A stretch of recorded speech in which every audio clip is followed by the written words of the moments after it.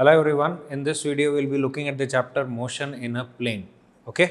तो पहले हम इस चैप्टर के सारे इम्पोर्टेंट जो टर्म्स है उस चीज़ को डिफाइन कर देते हैं और उनके बीच का रिलेशन देख लेते हैं. Alright, so imagine there is a particle P which is moving along a certain trajectory path.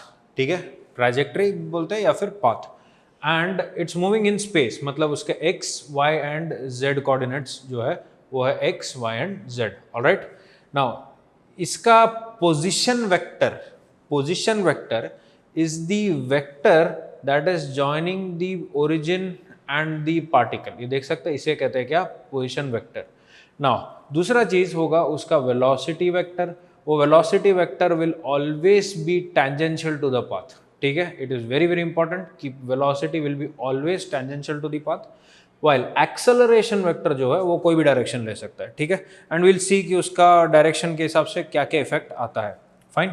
Now so let's define first of all position. तो पोजीशन है आर वेक्टर. अगर आपको इस पार्टिकल के तीन कोऑर्डिनेट्स दे रखे एक्स, वाई एंड जेड, तो r vector is simply x I cap plus y J cap plus z के कैप. ठीक है, सीधा सीधा कोऑर्डिनेट्स को आई कैप, जे कैप, के कैप के फॉर्म में लिख दो. वही आपका क्या हो गया? पार्टिकल का पोजीशन वेक्टर. नेक्स्ट जो है वो है अपना वेलोसिटी वेक्टर. ठीक है, सो वेलोसिटी वेक्टर क्या होता है? What is velocity? It is a rate of change of position. Fine. तो जब rate of change of position लिखते हैं तो कैन यू सी दैट कि v vector is equal to क्या होगा? dr vector by dt. Now it's a vector derivative, तो उसमें इंडिविजुअली जो टर्म्स है उसको अभी टाइम डेरिवेटिव निकालेंगे. तो x जो है उसका टाइम डेरिवेटिव हो जाएगा dx बाई dt, y जो है उसका क्या हो जाएगा? dy by dt, and z जो है उसका क्या हो जाएगा? dz by dt. So let's call these terms vx, vy and vz. What is vx, vy and vz? Vx, vy and vz are the x, y and z components of the velocity. ठीक है.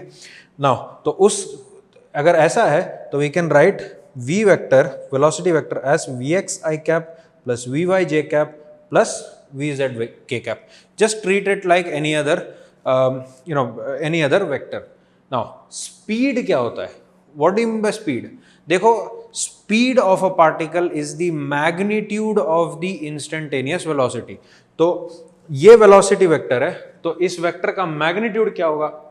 Root of v x square plus v y square plus v z square. Individual components को square करो, add करो और root निकालो, वो आपको क्या दे देगा? स्पीड. ठीक है. नेक्स्ट कौन सा है? अपना एक्सेलरेशन. तो acceleration is the rate of change of velocity vector या फिर double derivative of the position vector. तो a vector can be written as dv vector by dt या फिर d square r by dt square. ठीक है, तो देखो v vector क्या है अपना? vx i plus vy j plus vz k. तो उसको इंडिविजुअल टर्म्स को डिफरेंशिएट करो तो ये मिल जाएगा, that is dvx by dt i cap plus dvy by dt j cap plus dvz by dt k cap. Alright, now अगर आपको second derivative के टर्म्स में लिखना है तो जो अपना पोजीशन है इसका डबल डेरिवेटिव लिख दो. तो x का डबल डेरिवेटिव क्या होगा? D square x by D T square. y का क्या होगा? D square Y by D T square. And z का होगा D square Z by D T square. I cap, J cap, के cap के form में लिख दे. ठीक है. The next thing is the average velocity and average acceleration.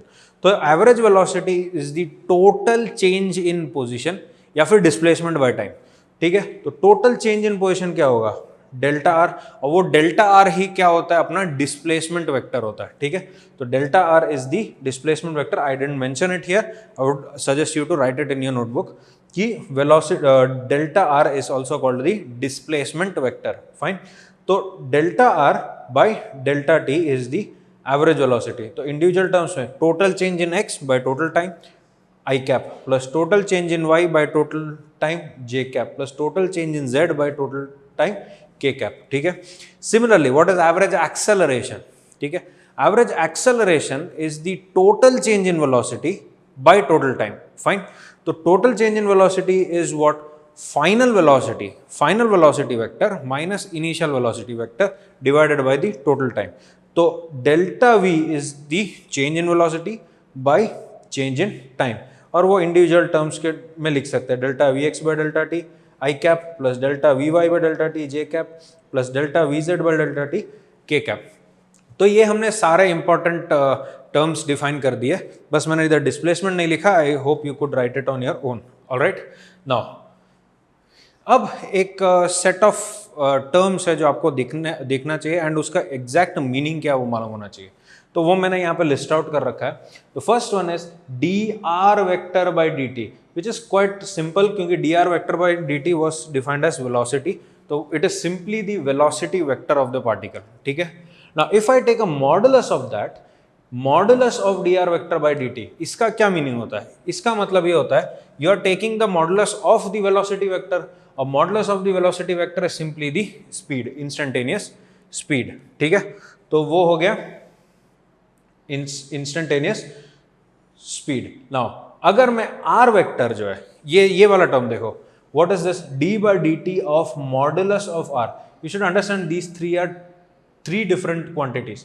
ये आर वेक्टर का मॉडुलस मतलब ये लेंथ, आर वेक्टर का मॉडुलस मतलब ये लेंथ हुआ, उसका रेट ऑफ चेंज हुआ, so that is rate of change of distance from o, ठीक है। It is the rate of change of this distance, is that clear? Now the next is acceleration d v vector by D t. ये तीन चीज same जो मैंने are के लिए लिखा वही चीज अपने वी वेक्टर के लिए लिखेंगे। तो d v vector by D t क्या हो जाएगा? It is the acceleration vector because that's how it is defined, right. तो एक्सेलरेशन वेक्टर मैंने डिफाइन किया था d v vector by D t. So what would be the modulus of d v vector by D t? It is simply the magnitude of the instantaneous acceleration.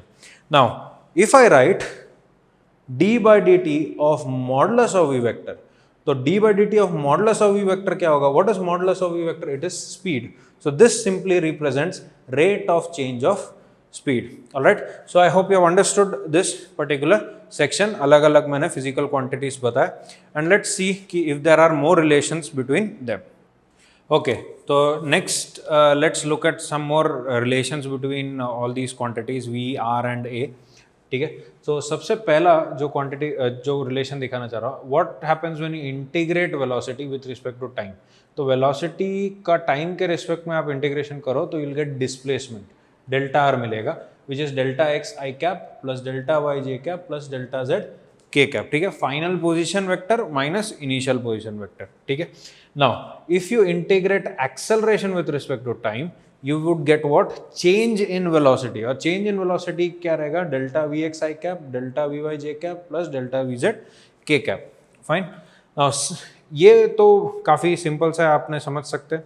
Now acceleration का अगर मैं small displacement के साथ, D R क्या होता है? Very small displacement, तो अगर एक्सेलरेशन का स्मॉल डिस्प्लेसमेंट के साथ अगर डॉट प्रोडक्ट करता हूँ तो that is simply equal to what? A x D x plus a Y D Y plus a Z D z का इंटीग्रल। क्योंकि देखो ए वेक्टर क्या है? It is a x I cap plus a y J cap plus a z के cap, और d are vector क्या होगा? D x आई cap plus d y जे cap plus d z के cap. उनका dot product आपको ये देगा, और फिर क्योंकि इंटीग्रल है तो इंडिविजुअल इंटीग्रेशन कर सकते हैं। Integral of A x D x plus integral of A Y D Y plus integral of A Z D Z, तो that would give you V two square minus V one square by two, where v1 and v2 are the initial and final speeds of the particle, ठीक है। Final initial speed ढूंढ लो, final speed ढूंढ लो, उसको इसमें लगा सकते हैं, ठीक है।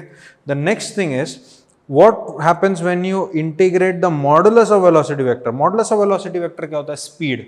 तो integral speed dt gives you, it is actually what? Integral of root of vx square plus vy square plus vz square times dt, that will give you the distance travelled by the particle, ठीक है। Now there is another concept called equation of trajectory. तो जब particle 3D में move करे या 2D में move करे तो उसका 3 कोऑर्डिनेट्स या एटलीस्ट 2 कोऑर्डिनेट्स क्या होगा? चेंज होगा, x, y and z change होगा, है ना। तो उसमें से उन x, y और z के बीच इनको, इन तीनों वेरिएबल्स को रिलेट करने वाले इक्वेशन को क्या कहते हैं? Equation of trajectory. और ये जनरली जो रहेगा वो 2D के लिए होगा, 3D के लिए बहुत रेयरली पूछा जाएगा। 2D के लिए वेरी इंपॉर्टेंट, यू नो कि प्रोजेक्टाइल में इक्वेशन ऑफ ट्रैजेक्टरी पूछा जाता है। Will be looking at it later on, alright. Now अब मुझे एक दूसरा एक इंपॉर्टेंट सा कंसेप्ट समझाना है। Let's say this is the observer O and this is the particle P। तो P का position with respect to O कितना हुआ? R vector. And let's say particle P has a velocity v vector, ठीक है। position of P with respect to O is R and velocity of the particle is V. Now imagine you are the observer and you looking at the particle. तो यहाँ पे दो चीजें हो सकते हैं, जब आप उसको ऑब्जर्व करो तो पार्टिकल आपसे दूर जा सकता है या फिर आपके पास आ सकता है, एंड उसी के साथ ही साथ क्या हो सकता है, आपको उसको ऑब्जर्व करने के लिए आपको अपना हेड रोटेट करना पड़ेगा, मतलब there is some angular motion involve. तो जैसे कि देख सकते हैं ये दो चीजें जो मैंने इधर डिनोट की है, this denotes the rotational aspect of the motion of the particle. Particle move कर रहा है तो उसको ऑब्जर्व करने के लिए आपको अपना सर मूव करना पड़ रहा है, रोटेट करना पड़ रहा है। और दूसरा चीज कि क्या वो पार्टिकल आपसे दूर जा रहा है या आपके पास आ रहा है। तो लेट्स से theta is the angle between v and r vector, ठीक है, पोजीशन वेक्टर और वेलोसिटी वेक्टर के बीच का एंगल जो है वो क्या है, थीटा है। तो अलग अलग केसेस देखते हैं। First of all, what happens when theta is equal to 0? If theta is equal to 0 मतलब velocity vector and position vector would be parallel to each other. अगर पैरेलल टू ईच अदर मतलब you are looking at the particle and the particle is moving away from you, so that means there is only the concept of separation, मतलब particle is moving away from you and there is no rotation, you don't have to rotate your head to look at the particle, ठीक है। दूसरा, if theta is equal to pi, theta pi होगा मतलब क्या होगा 180 degrees, in the sense कि वो particle is moving towards you, directly towards you, मतलब आपको उसको ऑब्जर्व करने के लिए आपको अपना सर रोटेट करने की जरूरत नहीं है, it is directly moving towards you. That means see कि velocity vector is opposite to R vector या फिर एंटी पैरेलल बोल सकते हैं, and it simply represents what, approach and no rotation. देख सकते हैं ये चीज। Now the third case is कि what if theta is equal to 90 degrees. अगर थीटा 90 डिग्रीज है तो can you see that velocity vector would B like this. तो मान लो ये particle and it is moving like this, तो ये मेरे से ना दूर जा रहा है या ना मेरे से पास आ रहा है, it's moving like this, so there is only a component of rotation here, है ना। तो ये सिर्फ और सिर्फ रोटेशन होगा उसमें। तो it could be a momentary thing, but वो उस इंस्टेंट पे it's the only component is that of rotation, ठीक है। तो यहाँ पे perpendicular v is perpendicular to r, मतलब डॉट प्रोडक्ट क्या हो जाएगा, 0 हो जाएगा, and the only thing happening is rotation. Now ये तो मैंने तीन क्या बोलते हैं स्पेसिफिक केसेस बताया कि थीटा 0 या 180 या फिर 90। What if theta is acute? Theta acute मतलब 0 और 90 के बीच का। तो अगर थीटा एक्यूट है तो v डॉट r क्या होगा, positive, dot product would be positive, and that means कि थीटा एक्यूट होगा तो इट इज मूविंग अवे। ये वेलोसिटी के दो कंपोनेंट्स बना सकता हूँ, one along r and the one perpendicular to the r। तो अगर जो अलोंग r है that would result in what, separation, ठीक है, and the one perpendicular to r that would that would contribute to rotation।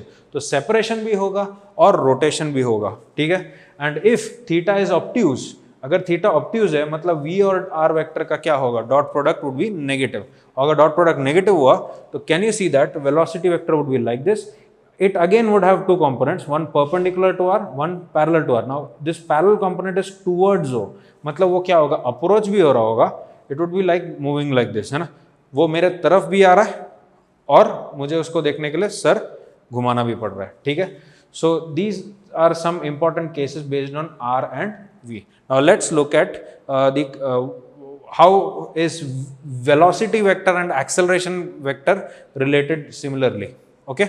Alright, now जैसे हमने r और v vector के बीच का एंगल से क्या इफेक्ट आता है वो देखा, उसी तरह से लेट्स सी कि एक्सेलरेशन वेक्टर और वेलोसिटी वेक्टर के बीच का एंगल क्या हो, से क्या पता चलेगा। Now can you see that कि this is the particle, it has a velocity vector v and has an acceleration a, the angle between acceleration and velocity vector is theta. तो I made a table here. तो इस theta के change होने से, या आप ऐसे सोच सकते हो, एक्सेलरेशन क्या होता है, एक्सेलरेशन होता है rate of change of velocity. Now velocity क्या होता है, इट्स अ वेक्टर क्वांटिटी, उसके पास मैग्नीट्यूड होता है जिसे स्पीड कहते हैं, एंड दूसरा चीज होता है उसका direction, alright.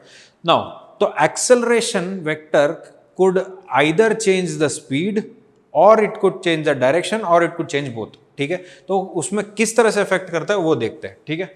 Now first of all, अगर let's look at a special case where theta is equal to 0. If theta is equal to 0, can you see that acceleration and velocity will be parallel to each other? And if that's the case, अब देख क्या होगा, speed का value बढ़ेगा, ठीक है, the speed will increase and the direction does not change. Similarly अगर theta is equal to pi है, थीटा पाई मतलब क्या हो गया, acceleration is opposite to velocity, particle जा ऐसे रहा है और उसका एक्सेलरेशन इस तरफ है, उसका स्पीड घटेगा बट डायरेक्शन चेंज नहीं होगा, ठीक है, speed decreases but direction does not change. What if theta is 90, theta 90 मतलब मान लो पार्टिकल ऐसे जा रहा है और उसका एक्सेलरेशन ऐसे है, तो ऐसे जाते हुए एक्सेलरेशन ऐसे हुआ मतलब it will change its direction, है ना, बट उसका स्पीड पे कोई इफेक्ट नहीं आने वाला, fine. So the speed does not change but the direction will change, fine. The best example is circular motion, uniform circular motion where acceleration is always perpendicular to the velocity, fine. Now अब इसके दो general cases देख लेते हैं। What if theta is acute, अगर theta acute है, अगर theta acute है that is between 0 and 90 degrees, तो वो क्या होगा, there will be a component of acceleration which will increase the speed, ठीक है, इसके जैसे, and there will be a component of acceleration which is perpendicular to velocity that will change the direction, okay। Now similarly अगर theta obtuse है that is between 90 and 180, तो क्या होगा, there will be a component of acceleration which is opposite to v, ठीक है, अगर ये velocity है एक्सेलरेशन, तो इस एक्सेलरेशन के दो कंपोनेंट्स होंगे, opposite to v and perpendicular. तो जो ऑपोजिट वाला है वो स्पीड कम करेगा और परपेंडिकुलर वाला उसका डायरेक्शन चेंज कर देगा, ठीक है। So I hope you have understood this. अब मुझे स्पेसिफिकली टू डायमेंशनल मोशन के बारे में बात करना है। तो टू डायमेंशनल मोशन में let's look at only X and Y axis, ठीक है। तो एक्स एक्सिस है, वाई एक्सिस है, and there is a particle P which is moving along this path, देख सकते हैं ये पाथ है। तो at any instant like I said कि velocity vector will always be tangential to the path, तो ये टैंजेंशियल हो गया, ठीक है, this is our we vector, and let's say at this instant the position of the particle is x comma y, x coordinate x है और y coordinate y है, ठीक है। so if I extend this tangent, ये tangent को extend करता हूँ तो x axis के साथ कितना एंगल बना रहा है, theta, alright। the next thing I do is इस velocity vector के दो components बना देता हूँ, एक one component which is along x and the other component which is along y, vx and vy, alright। so इस v का magnitude क्या होगा या स्पीड क्या होगा, it is simply root of vx square plus vy square, ठीक है। And the other thing that you could see here is that ये जो एंगल थीटा रहेगा वही एंगल यहाँ पे भी थीटा रहने वाला है। Now looking at this triangle and by the definition of slope you can see that tan theta will be what, dy by dx, this is the definition of slope, and from this triangle dy by dx क्या हो गया, vy by vx हो गया, ठीक है ना। इसके basis पे कोई भी एक अच्छा क्वेश्चन पूछा जा सकता है ना, इसको यूज करके आप इक्वेशन ऑफ ट्रैजेक्टरी निकाल सकते हो। वो कैसे होगा देखो, तो there are two possibilities of problems here, या तो vx एंड vy मतलब जो वेलोसिटी वेक्टर है वो x और y के टर्म्स में दिया रहेगा या फिर वो टाइम के टर्म्स में दिया रहेगा। सो फर्स्ट केस देखते हैं where vy and vx are a function of x and y, ठीक है। It could be composite function x y वगैरह मिक्स्ड रहेगा, या फिर vx जो है वो प्योरली x के टर्म्स में, या vy जो है वो प्योरली y के टर्म्स में होगा, ऐसा भी हो सकता है। तो मैंने एक एग्जांपल लिया यहाँ पे, let's say vx is given as 2x square y and vy is given as y cube x, मतलब इसका इक्वेशन मतलब क्वेश्चन में कैसे दिया रहेगा, it will be given v vector is equal to 2x square y i cap plus y cube x j cap, इस form में दिया रहेगा, ठीक है। So you can separate vx and vy। तो अभी मैं इन दोनों को यहाँ पे सब्सटीट्यूट करता हूँ, तो देखो dy by dx क्या आ जाएगा, y cube x by 2x square y, और इसमें से देखो कि एक x कैंसिल हो गया एक y कैंसिल हो गया, तो you end up with y square by 2x। तो देखो dy by dx is given by y square by 2x। So by slight rearrangement, slightly rearrange करता हूँ, ये y स्क्वायर को मैं नीचे ले जाता हूँ और ये dx को इधर ले आता हूँ, तो I get dy by y square and dx by 2x। अब मुझे कुछ नहीं करना, इन दोनों को क्या करना है, इंटीग्रेट करना है।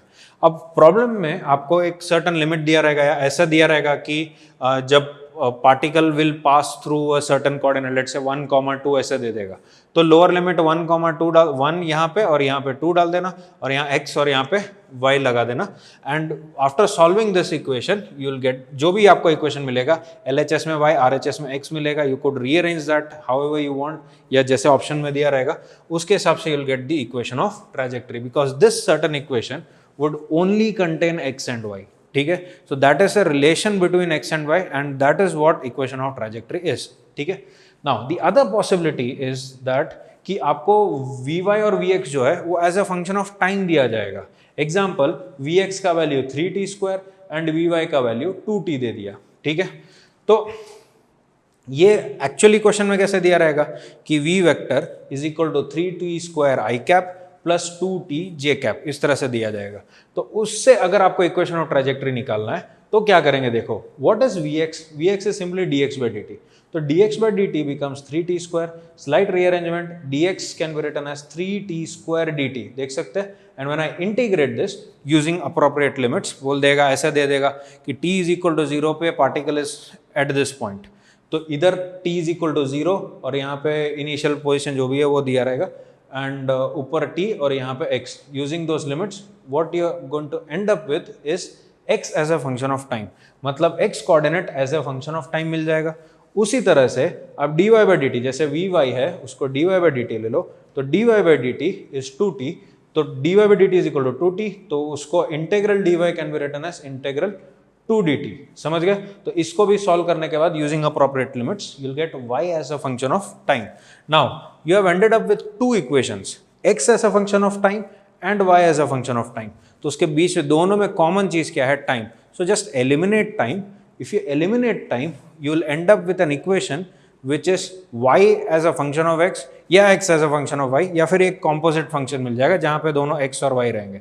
so that equation would purely contain what x and y, and that equation would be the equation of trajectory. all right, now अभी एक बहुत important सा जो concept है, that is uniform acceleration in 2D और 3D, ठीक है, तो उसको देखते हैं। So if the acceleration vector is constant, तो आपको जो मैंने पहले जो भी इक्वेशंस वगैरह लिख के दिखाया था उस पे ए वेक्टर को कांस्टेंट करके if you do some analysis you will end up with 5 equations. It is similar to what we have studied in motion in 1 dimension. तो पहला इक्वेशन है v vector is equal to u vector plus a vector times t, ध्यान रहे t क्या है, scalar है, alright. दूसरा s vector is equal to final position r minus initial position r is equal to क्या आ जाएगा, u vector t plus half a vector t square. ध्यान रहे what is u vector, u vector is the initial velocity vector, v vector क्या है, it is the final velocity vector and t is the final time, and a vector क्या है अपना acceleration, r vector क्या है initial position, r not क्या है, sorry r vector is the final position, r not is the initial position and s is the displacement vector, ठीक है। Now जो थर्ड इक्वेशन जो है it is v square is equal to u square plus 2 into a dot s. First of all, you should see that these two, the first two equations are vector equations, while the third equation is a scalar equation.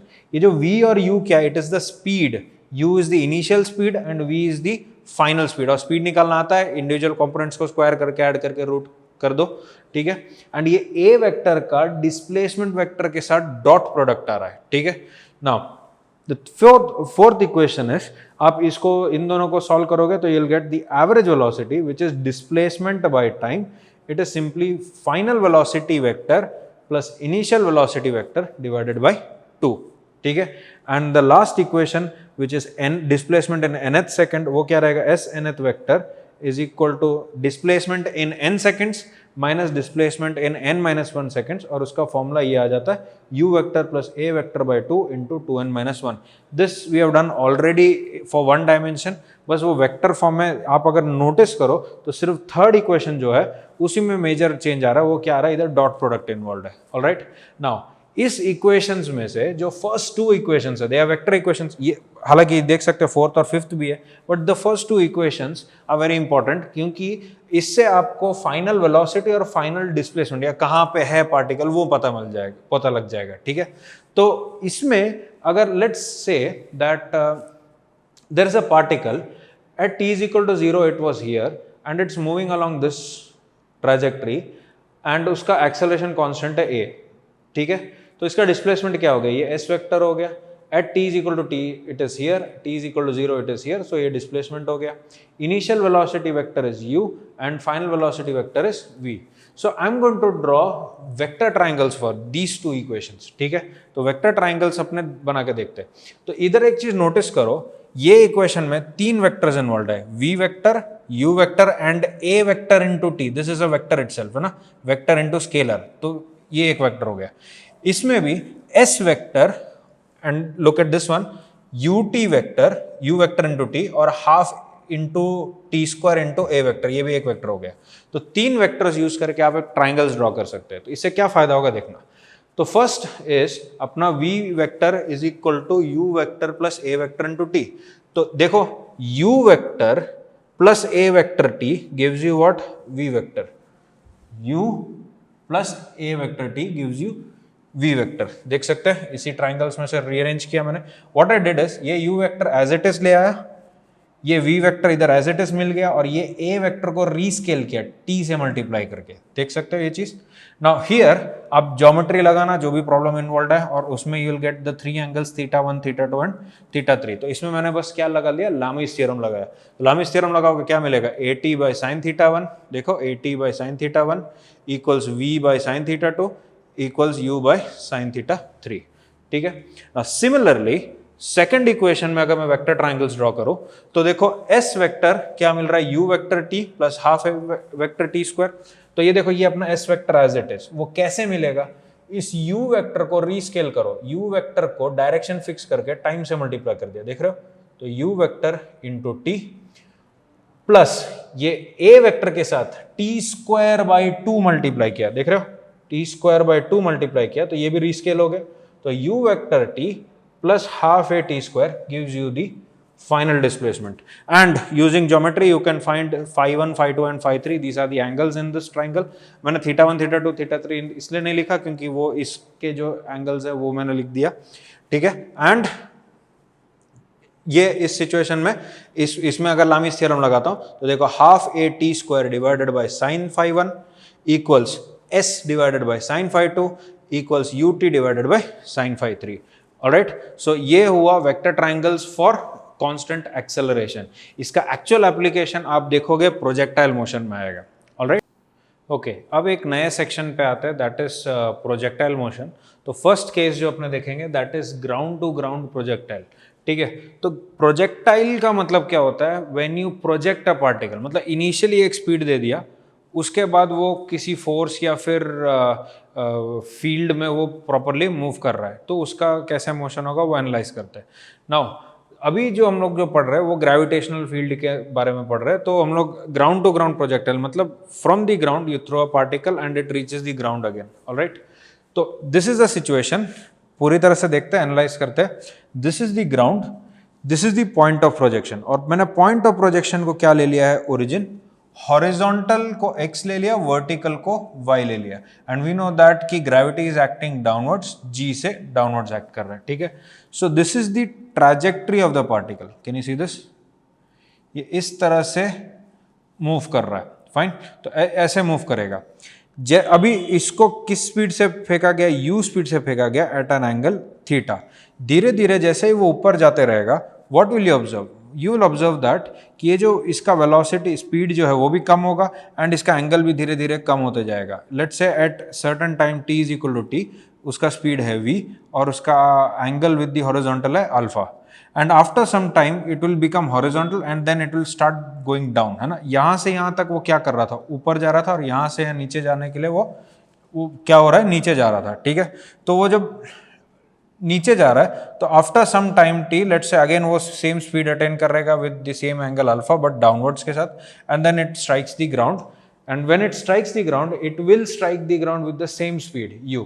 ठीक है, you can use different equations to prove that, बस अभी जो मैं बोल रहा हूँ उस चीज को आप मान के चले कि जितने स्पीड से फेंका उतने स्पीड से वो वापस आएगा। ठीक है, एंड जितने एंगल से फेंका उतने ही एंगल से वापस आएगा ना। जितना टाइम लगा उसको इधर से इधर पहुंचने में उसको कहते हैं टाइम ऑफ फ्लाइट। ठीक है, नाउ बाय सिमेट्री, हाँ दूसरा चीज, जितना दूर जाके गिरेगा वो उसको कहते हैं हॉरिजॉन्टल रेंज, एंड मैक्सिमम जो हाइट अटेन किया वो है h। फाइन, तो इधर से कुछ ये मोशन काफी सिमेट्रिकल है। तो first thing that you can C is ये ऊपर जाने का मोशन और ये नीचे आने का motion. Total time of flight is t, तो ऊपर जाने का टाइम t/2, नीचे आने का टाइम भी t/2 रहेगा। ऑलराइट, दूसरा इधर से हाफ डिस्टेंस, मतलब ये दूरी क्या होगा r/2, एंड यहां से हाइट रहेगा h। तो इसका ये जो मैक्सिमम हाइट जहां पे अटेन होगा वहां का कोऑर्डिनेट्स क्या रहेगा, r/2, h, ठीक है। एंड जैसे वो नीचे गिरता है तो उसका कोऑर्डिनेट्स क्या रहेगा, देखो y कोऑर्डिनेट फिर से 0 हो गया एंड उसका x कोऑर्डिनेट क्या है, r है, तो r, 0 हो जाएगा। ऑलराइट, तो इधर अभी मैं क्या करूंगा कि I am going to split everything along x and y axis, ठीक है। तो x एक्सिस के अलोंग देखो, पहले x एक्सिस के अलोंग लिखते हैं। What is the initial velocity along x axis, it is u cos theta, देख सकते हो ये u का cos component along the x axis हो जाएगा। And what is the acceleration along x axis, it is 0 because the acceleration is only along y axis, तो acceleration along x क्या हो गया, 0। तो this becomes a very simple equation. तो ये क्या हो गया, देखो vx मतलब velocity along x at any time will be equal to ux, ये कंपोनेंट फिक्स्ड है, ये वाला वेलोसिटी हमेशा क्या रहेगा, फिक्स्ड रहेगा। तो vx will be equal to ux and x is equal to क्या हो जाएगा, ux इंटू टी। मतलब कभी भी आपको अगर t टाइम पे कहाँ पे x कोऑर्डिनेट ढूंढना है उसका, तो वो सिंपली क्या रहेगा, ux जो इनिशियल वेलोसिटी है along x axis which is u cos theta multiplied by the time. Now I'd like to add one thing, that is इस इक्वेशन से आपको ये मिल जाएगा, vx को क्या लिख सकता हूं, v cos अल्फा, तो v cos alpha will be equal to what, u cos theta। ये काफी अच्छे प्रॉब्लम्स में यूज कर सकते हैं अपने, ठीक है। एट एनी टाइम t उसका वेलोसिटी देखो v cos alpha and initial velocity क्या है, u cos theta along the horizontal, वो दोनों हमेशा क्या रहेगा, सेम रहेगा। ऑलराइट, नाउ उसी तरह से अभी मैं y एक्सिस के बारे में बात करूं, तो y एक्सिस के अलोंग इनिशियल वेलोसिटी का कंपोनेंट होगा u sin theta and acceleration का कंपोनेंट रहेगा -g, क्योंकि डाउनवर्ड्स है, ठीक है। तो अपना इक्वेशन ऑफ मोशन यूज करेंगे, vy is equal to uy plus ay times t, and you know that uy is u sin theta and ay is minus g. By the way, what is vy? Vy here can be written as what, v sin alpha. Can you see that? ये v sin alpha ऐसे भी लिख सकते हैं। And similarly अगर मैं third equation second equation use करूं, तो डेल्टा वाई मतलब displacement along y is equal to u y t plus half a y t square, और डेल्टा वाई क्या होगा, इनिशियल वाई क्या है 0, तो final y minus initial y होगा। लेट्स से ये जस्ट आई एम सेइंग कि ये इसका कोऑर्डिनेट्स x, y, ठीक है। तो y माइनस 0, तो y एंड वो y कोऑर्डिनेट ही उसका हाइट होगा एट एनी इंस्टेंट, ठीक है। तो y is equal to h which is equal to u sin theta t minus half gt square, क्योंकि uy का value u sin theta and ay का value minus g, ठीक है। तो ये हमने जनरल इक्वेशंस लिख लिया, और मैं लेट मी टेल यू आपको जनरल इक्वेशंस लिखना आना चाहिए, और बाकी नीट और जेई मेन में आप डायरेक्टली जो क्वेश्चंस आ सकते हैं वो इन कुछ चीज़ों के बेसिस पे आ सकता है, that is time of flight. Time of flight का फॉर्मूला क्या रहेगा, if you solve these equations you will end up with this कि time of flight t is 2 times y coordinate of initial velocity upon g, 2uy by g, और uy क्या है, u sin theta, so that is your formula 2u sin theta by g। Similarly maximum height के बारे में देखें तो maximum height क्या रहेगा, देखो h is equal to u y square by 2g and ui क्या है, u sin थीटा, तो u square sine square theta by 2g आ जाएगा। नाउ दूसरा हॉरिजॉन्टल रेंज, हॉरिजॉन्टल रेंज क्या होगा r, r को क्या लिख सकते हैं, देखो r क्या x अलोंग, x के अलोंग है, तो देखो ये वाला इक्वेशन में t का वैल्यू कैपिटल T हुआ तो x का वैल्यू r हो गया, तो r is equal to ux time t, तो t का वैल्यू क्या है 2uy by g, so you will get this equation that is 2ux uy by g, and ux और uy का वैल्यू सब्स्टिट्यूट करो एंड देन आप sine theta and cos theta multiply होगा, 2 sine theta cos theta को sine 2 theta लिख दो, तो you will get u square sine 2 theta by g, देख सकते हैं u square sine 2 theta by g। Now इसमें एक चीज नोटिस करना, if you want r to be maximum, सबसे दूर फेंकना है, तो sine 2 theta has to be equal to 1 है ना, sine 2 theta has to be 1 maximum value. तो साइन 2 थीटा 1 कब होता है, जब 2 थीटा का वैल्यू 90 हो, मतलब थीटा का वैल्यू क्या हो गया 45, तो 45 डिग्रीज पे आप फेंकोगे तो सबसे दूर जाके गिरेगा, ठीक है। एंड उसके हिसाब से आर मैक्स का वैल्यू क्या होगा, u स्क्वायर बाई 2g, जितने स्पीड से फेंका उसका square divided by gravitational acceleration, ठीक है। The next thing is equation of trajectory. Equation of trajectory like I told you कि वो x और y के बीच का रिलेशन है. So if you use this equation and this equation, ये वाला equation, these two equations, and when you solve this you'll end up with this equation. ये क्या है? y is equal to x tan theta minus gx square by 2u square cos square theta. Can you see that tan theta is a constant, g by 2u square cos square theta is a constant. तो ये y किसके function में आ रहा है? देखो x minus some x into some constant minus some constant into x square. तो this is an equation of a parabola. तो ये inverted parabola है, as you can see कि इन्वर्टेड पैराबोला है, एक्स स्क्वायर का कोएफिशिएंट नेगेटिव है इसलिए. And there if you slightly rearrange this तो you will end up with this equation. देखो x tan theta into 1 minus X by R. ये वाला formula तब आप यूज कर सकते हैं अगर आपको मैक्सिमम रेंज पता है, मतलब टोटल रेंज पता है, एंड आपको बोल दिया मान लो एक इधर से एक पार्टिकल को फेंका, वो मैक्सिमम इतने दूर तक जा सकता है और बीच में एक दीवार है, उस दीवार को क्रॉस करते हुए जाना है. तो दीवार जितना दूर है वो हो गया x, दीवार का हाइट जो हो गया वो हो गया y, एंड उसके हिसाब से आपको पूछा जाएगा कितने एंगल पे फेंकना है, तो यहाँ से आप थीटा ढूंढ सकते हैं. ठीक है. So I hope you understood this basic concept of ground to ground projectile. ना इसमें कुछ की पॉइंट्स है जिसके बारे में आपको मालूम होना चाहिए. Alright, okay, now let's look at some important points on ground to ground projectile. Okay, तो लेट्स से कि यू हैव टू प्रोजेक्टाइल्स, एक पार्टिकल को u1 स्पीड से फेंका, दूसरे को u2 स्पीड से फेंका एट डिफरेंट एंगल्स, बट दोनों सेम हाइट, मैक्सिमम हाइट से पास किया. दोनों का रेंजेस अलग लेकिन दोनों का हाइट क्या है? सेम. ठीक है. So here you can see that एक का रेंज है r1 और उसका टाइम ऑफ फ्लाइट है t1, दूसरे का रेंज है r2 और उसका टाइम ऑफ फ्लाइट है t2. लेट्स कंपेयर इन दोनों के बीच में क्या क्या सेम रहेगा और क्या क्या डिफरेंट रहेगा. तो first observation is that h1 is equal to h2. तो if h1 is equal to h2, तो y component of both the velocities have to be same. मतलब uy1 will be equal to uy2. y so क्योंकि आप h का formula देखें तो क्या आएगा? uy square by 2g. It only depends on uy. तो अगर h1 equal to h2 है तो दोनों के uy क्या रहेंगे? सेम. ठीक है. नाउ तो इससे एक और चीज पता चलता है कि अगर आप ज्यादा एंगल पे फेंको तो आपको कम स्पीड से फेंकना पड़ेगा, और कम एंगल से फेंको तो ज्यादा स्पीड से फेंकना पड़ेगा. ठीक है. नाउ अगर uy दोनों का सेम है तो go back and if you look at it, time of flight only depends on uy. t is equal to 2uy by g. तो अगर uy दोनों का सेम तो दोनों का टाइम ऑफ फ्लाइट भी सेम रहेगा. मतलब अगर दोनों सेम हाइट तक पहुंच रहे तो दोनों को सेम टाइम लगेगा नीचे गिरने में. ठीक है. तो दोनों का time of flight would B same.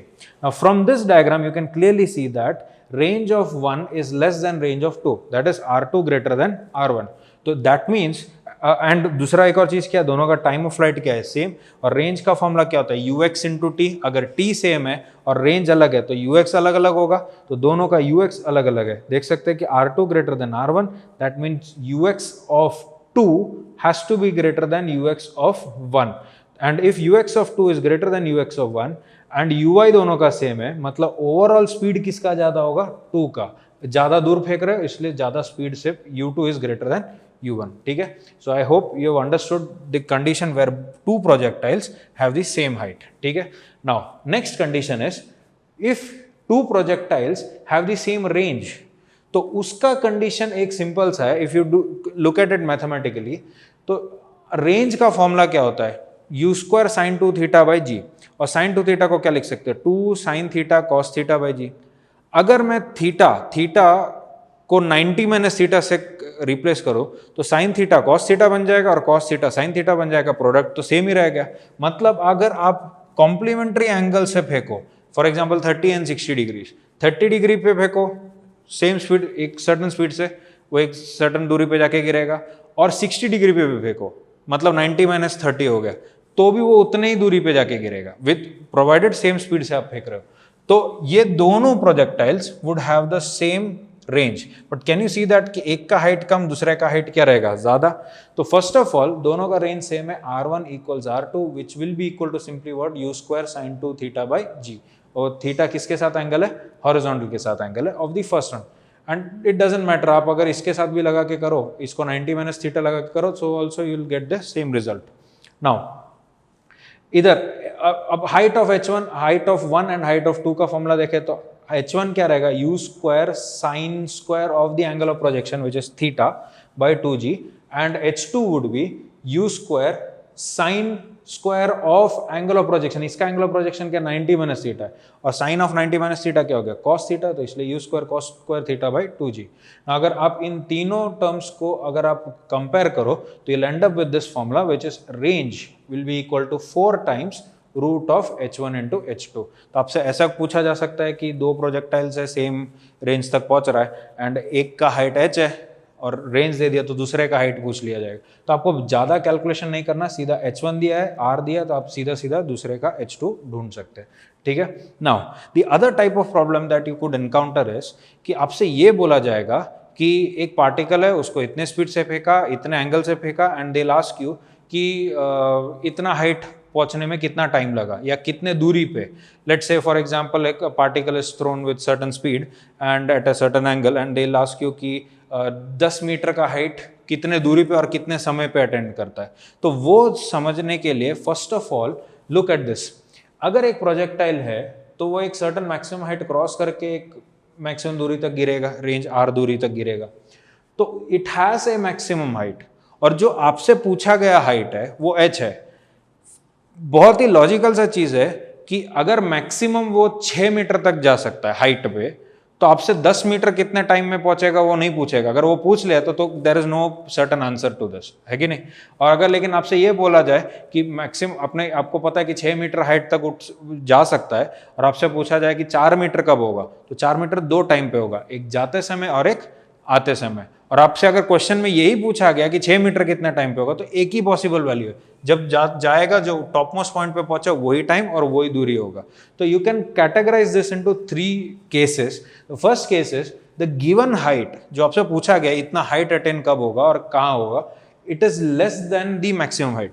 अगर वो है so there are 2 values of time.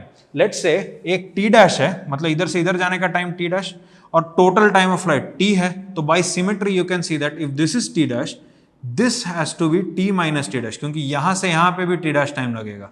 तो ये टोटल t और यहां से यहां t डैश, तो यहां से यहां का टाइम क्या हो गया t minus t dash. So you have 2 values of t, 2 values of time है which one is t dash and the other is t minus t dash.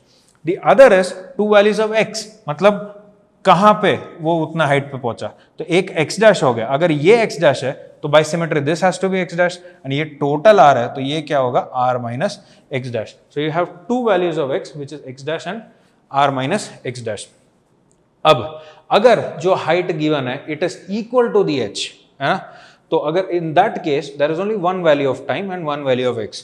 तो जो 1 वैल्यू ऑफ टाइम रहेगा वो टाइम ऑफ फ्लाइट का half रहेगा, मतलब सबसे top most point, and वो किधर होगा, रेंज का हाफ पे वो टॉप मोस्ट पॉइंट पे आएगा. ऑलराइट.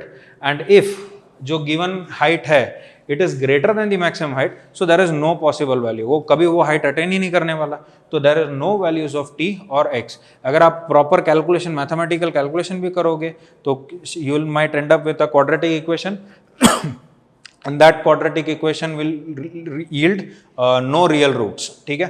तो उतना करने के बदले बेस्ट ये रहेगा कि जो हाइट आपसे दिया गया उस हाइट को मैक्सिमम हाइट के साथ कंपेयर करें. ऑलराइट. अब तक हमने ग्राउंड टू ग्राउंड प्रोजेक्टाइल के बारे में देखा था. अब देखते हैं प्रोजेक्टाइल फ्रॉम अ हाइट. अगर आप एक सर्टन हाइट से प्रोजेक्ट करते हैं तो उसका क्या क्या, कितना दूर जाके गिरेगा, कितने टाइम में गिरेगा ग्राउंड पे, वो सब के बारे में देखेंगे. ठीक है. इसमें 3 केसेस बन सकते हैं. एक केस ये हो सकता है कि you project the particle horizontally, the other would be you project the particle मतलब at an angle upwards, and तीसरा हो सकता है you project a particle at an angle downwards. ठीक है. तो एक एक करके देखते हैं. तो फर्स्ट केस इज कि at t is equal to 0 आपने इस पॉइंट से एक सर्टन हाइट h से आपने u स्पीड से उसको प्रोजेक्ट किया. ठीक है. तो it will follow this trajectory and it will fall on to the ground. तो कितने दूर गिर रहा है, r दूरी पे गिर रहा है. ठीक है. तो आपसे क्या क्या पूछा जा सकता है कि कितने टाइम में वो गिरेगा, कितने स्पीड से गिरेगा और कितना दूर गिरेगा. These are the 3 standard questions. ठीक है. Now first of all, since you can see that the particle is moving always moving downwards, तो मैंने क्या किया कि to avoid all negative values मैंने y डायरेक्शन को डाउनवर्ड ले लिया और x डायरेक्शन को हॉरिजॉन्टली इन दिस डायरेक्शन ले लिया. ठीक है. तो in that case at any time t इसका x कोऑर्डिनेट वॉल से जो दूरी होगा वो होगा, एंड y कोऑर्डिनेट कितना वो नीचे वर्टिकली आया वो रहेगा, alright. And at any instant उसका जो x component of velocity vx and y component of velocity vy रहेगा, ठीक है, and the net velocity would be v, ठीक। Now looking at the situation you can clearly see initially horizontal velocity is only horizontal, मतलब ux का value u हो गया and uy का value 0, there is no component along the vertical, alright. And acceleration along x is 0 since there is no acceleration along the horizontal, and acceleration along y को मैंने g लिया है instead of minus g because downward direction को positive ले रखा है, alright। तो ये हुआ हमारा basic initial velocities and acceleration का information। तो based on that we could use the equations of motion। तो x component is, since you can see it is constant velocity, तो आप सीधा सीधा देख सकते हैं कि at any instant the velocity along x would be u। Her instant पे यहाँ हो यहाँ हो यहाँ हो, हर इंस्टेंट पे उसका horizontal component would be u, alright. And therefore उसका x coordinate is simply u into t, speed into time लगा देंगे, ठीक है। Now since acceleration is only along y axis and that acceleration is constant g है, तो you could use the equations of motion. तो vy is equal to uy प्लस ayt करूंगा तो I will get vy is equal to gt। Similarly s is equal to ut plus half at square along y axis लगाऊंगा तो I will get y is equal to half gt square. Now this is standard information कि at any instant उसका velocity v है तो उसका value जो रहेगा speed का वैल्यू होगा root of vx square plus vy square. And let's say theta is the angle made by the velocity vector along the horizontal, तो tan theta is simply vy by vx, ये तो general सा condition है। Now when you solve these equations, first of all you can clearly see at t is equal to t, इस particle का x coordinate है r and y coordinate है h, ठीक है। So when you substitute those quantities here you end up with 3 equations. First one is the time of flight, कितना time लगेगा उसको गिरने में। I would recommend you to remember this value, time of flight would be under root 2h by g, ठीक है। It is as if you are dropping a particle, अगर एक किसी पार्टिकल को ड्रॉप करते हैं तो उसको भी कितना टाइम लगता आने में, under root 2h by g आता, ठीक है। एंड दूसरा चीज r का वैल्यू क्या रहेगा, देखो इस इक्वेशन को यूज करने से x के बदले r लगाओ, स्मॉल t के बदले कैपिटल T लगाओ तो r is equal to ut आ जाएगा, एंड t का वैल्यू इधर सब्स्टिट्यूट कर दो तो you have the horizontal range. Now finally once you plug in the value of t here, you'll get vy and you already know vx। इधर substitute करने से v का वैल्यू आया under root of u square plus 2gs। This is also a very important quantity. And equation of trajectory अगर देखें तो just you need to compare these two equations x and y, that is again general for all cases. x और y के बीच का relation निकालना होता है तो you eliminate time here. So when you do that you end up with an equation y is equal to gx square by 2u square. Now this particular as you can see y is proportional to x square, that represents a parabola, alright. Now the second case, अब second case में आपने particle को upward project किया at a certain angle theta, ठीक है। तो at t is equal to 0 तो particle is at the origin, इस पॉइंट ऑफ प्रोजेक्शन को ओरिजिन माना है। And since it's moving up and then down, मैंने अपवर्ड डायरेक्शन को पॉजिटिव y ले लिया एंड हॉरिजॉन्टली राइट साइड के डायरेक्शन को x एक्सिस ले लिया। तो at any instant let's say the particle is here, तो उसका कोऑर्डिनेट क्या है, x coordinate is simply the distance from the wall and y coordinate is its height from the top of the wall, alright. Now इसका at any instant vy would मतलब velocity along y would be vy and that along x would be vx and net velocity क्या रहेगा v। let's say वो r दूरी पे जाके गिरा and then उस instant पे उसका velocity v है and it's making an angle alpha with the horizontal and उसका time of flight है capital T। now just like we did in this case, हम लोग क्या करने वाले हैं कि इसका horizontal and vertical components को split करेंगे। so when I do that you can see that कि ये x component is simply देखो u cos theta हो जाएगा एंड y कंपोनेंट जो रहेगा u sin थीटा हो जाएगा, fine. u cos theta and u sin theta and ax obviously 0, there is no acceleration along horizontal and ay will be minus g in this case because देखो y direction ऊपर लिया और ये g का direction downward है। इधर देखो y और g एक ही डायरेक्शन में लिया था, इधर प्लस g आया था, ठीक है। नाउ यू नो दिस, ये तो मैंने जैसे उधर लिखा था द सेम थिंग, स्पीड का equation and angle of the velocity vector. तो using this information I could end up with Vx being equal to u cos theta since there is no acceleration and x का value u cos theta into t हो जाएगा. And ये जो है constant accelerated motion है, तो I am using the first and the second equations. तो उसमें फर्स्ट इक्वेशन से मुझे मिलेगा V Y is equal to U sine theta minus G T, और वाई का वैल्यू आ जाएगा U sine theta T minus half G T square. Now I am not going to solve these equations and end up giving you a formula for time period, time of flight and range. इसको आपको solve करना पड़ेगा. वो कैसे solve करेंगे?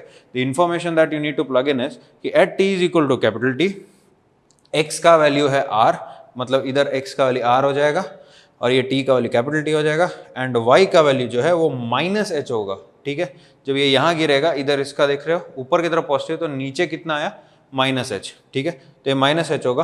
Plug in the values, solve this quadratic. देखो minus H इधर substitute करो, you can solve the quadratic to get the time of flight, and उस टाइम ऑफ फ्लाइट को इधर सब्सटीट्यूट करने से आपको क्या मिल जाएगा, रेंज. ठीक है, and surprisingly you will see that कि v is similar to that in the previous case. You will get root of u square plus 2gh. ठीक है, इसका ये किस रीजन से है वो मैं बाद में इसको एक्सप्लेन करूंगा.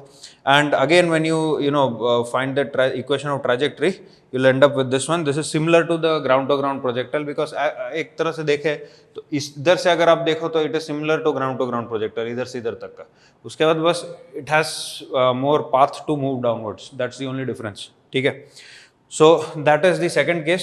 Now the third case you throw the particle downwards instead of upwards. ठीक है, तो downwards at an angle theta, तो it is clearly very similar to the second case. तो इसमें मैं ज़्यादा कुछ explanation नहीं दूंगा, but हाँ एक ही चीज़ बता रहा हूँ कि you can see that the particle is always moving downwards. तो मैंने downward direction, इस direction को y लिया है, तो उसके वजह से acceleration along y will be g, not minus g. ठीक है, तो based on that you can write the equations of motion along x and y. And आपको ये ढूंढना है कि कितने टाइम में गिरा, तो खाली x का वैल्यू क्या सब्स्टिट्यूट करोगे, r, एंड y का वैल्यू क्या सब्स्टिट्यूट करोगे, h, नॉट माइनस h, क्योंकि y डायरेक्शन पॉजिटिव डाउनवर्ड्स लिया. And again here you will see that v is equal to under root of u square plus 2gh. Now you might ask कि ये कैसे आया, इन तीनों case में same चीज़ कैसे आ रहा है. तो इफ़ यू रिमेंबर अपना जो कांस्टेंट एक्सेलरेटेड मोशन का जो स्पेशल कंडीशन था, उसमें मैंने जो थर्ड इक्वेशन लिखा था that was v square is equal to u square plus 2 into a dot s. When you do that a dot s, इन तीनों केसेस में a डॉट s का वैल्यू सेम है. ठीक है, and that is equal to g into h. ठीक है, you can try it out and you will get the same result. Alright, and then इससे अपने को ये पता चलता है कि हॉरिजॉन्टली फेंको, ऊपर फेंको, नीचे फेंको, इनफैक्ट वर्टिकली डाउनवर्ड्स फेंको या वर्टिकली अपवर्ड्स फेंको, इन ऑल दीज 5 केसेस जिस स्पीड से वो पार्टिकल नीचे टकराएगा वो सब में क्या रहेगा, सेम. नाउ एक और लॉजिक से मैं ये बताऊं तो you can think of it as energy conservation. The particle has some potential energy and that is getting converted to kinetic energy. तो इन द इनिशियल केसेस हर पार्टिकल का सेम पोटेंशियल एंड काइनेटिक है, तो final kinetic भी सबका same होगा. ठीक है, so these are the 3 cases of projectile from a certain height. Next we look at projectile on an incline plane. Okay, let's look at the condition of projectile on an incline plane. तो इसमें 2 case हो सकते हैं, या तो आप एक incline plane के ऊपर की तरफ प्रोजेक्ट करो या ऊपर से नीचे प्रोजेक्ट करो. ठीक है, सो द फर्स्ट केस, मैं एक केस को डिटेल में दिखाऊंगा, दूसरा वाला उसके सिमिलर है. Right? Now, the first case is you project a particle up the inclined plane.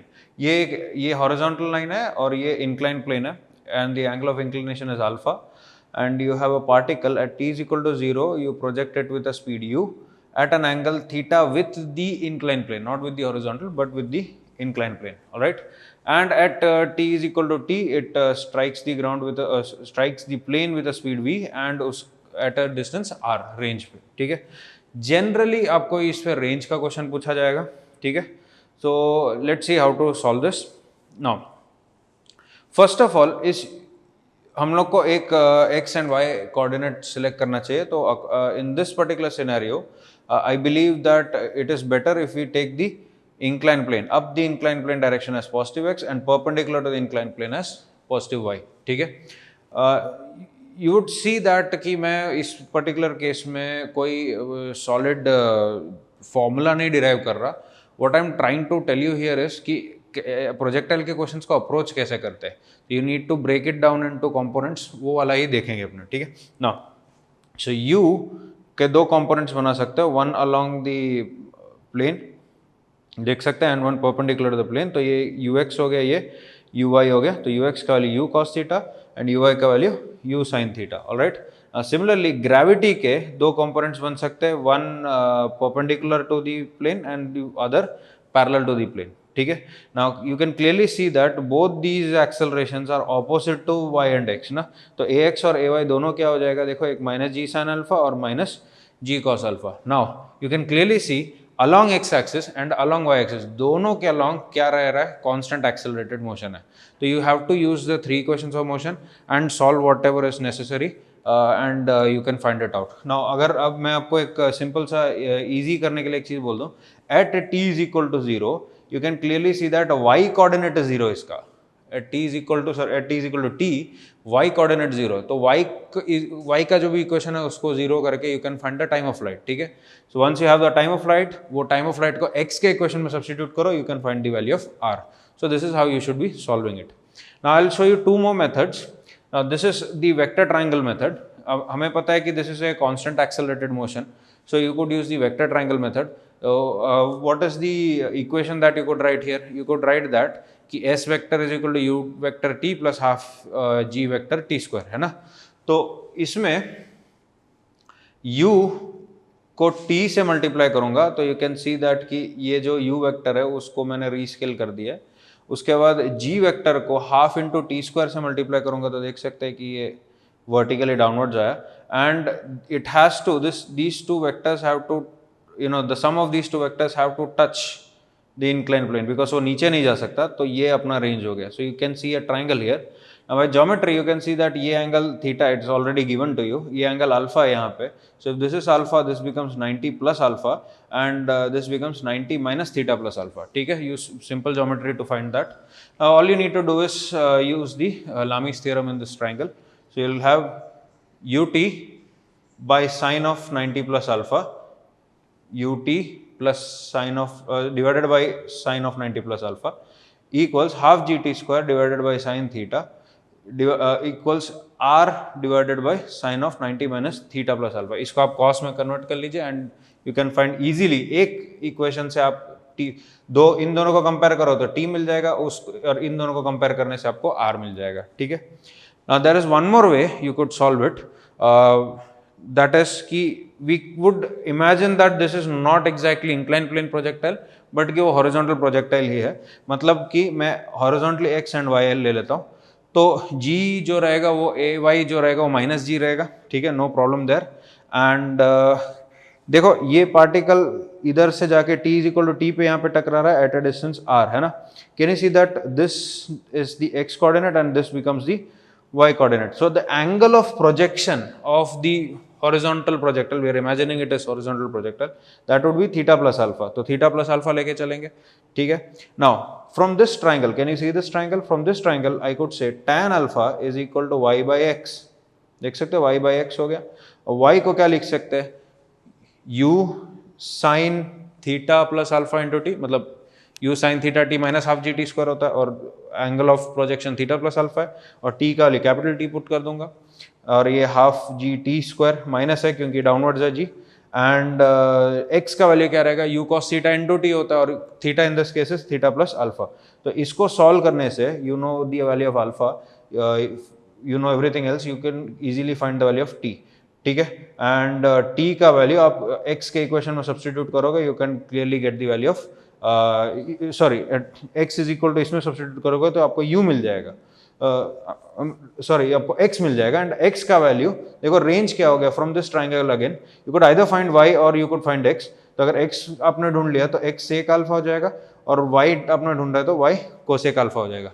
You can clearly देखो डिपेंडिंग ऑन द प्रॉब्लम, मैं ये नहीं कह रहा कि आपको डायरेक्टली ये चीज़ पूछा जाएगा. Depending on the problem you will have to think smartly क्या हो सकता है करके. जनरली एक और कंडीशन ये पूछा जा सकता है कि what should be the condition so that the particle strikes the plane normally, मतलब perpendicular strike होगा। तो normal incidence का मतलब देखो कैसा होगा, इसको ऐसे फेंका तो ये normally आके इधर टकराया, तो final velocity vector is perpendicular to the plane itself। तो इसमें भी मैं कोई फॉर्मूला नहीं डिराइव करने वाला, बस will go by the basics. The only thing you can clearly see from here is that कि along the x axis finally उसका वेलोसिटी क्या रहेगा, 0, and along the y axis उसका वेलोसिटी रहेगा -v, क्योंकि देख सकते हैं वाई डायरेक्शन ये है, ठीक है। नाउ लास्टली ये हुआ up the incline plane, next is down the incline plane.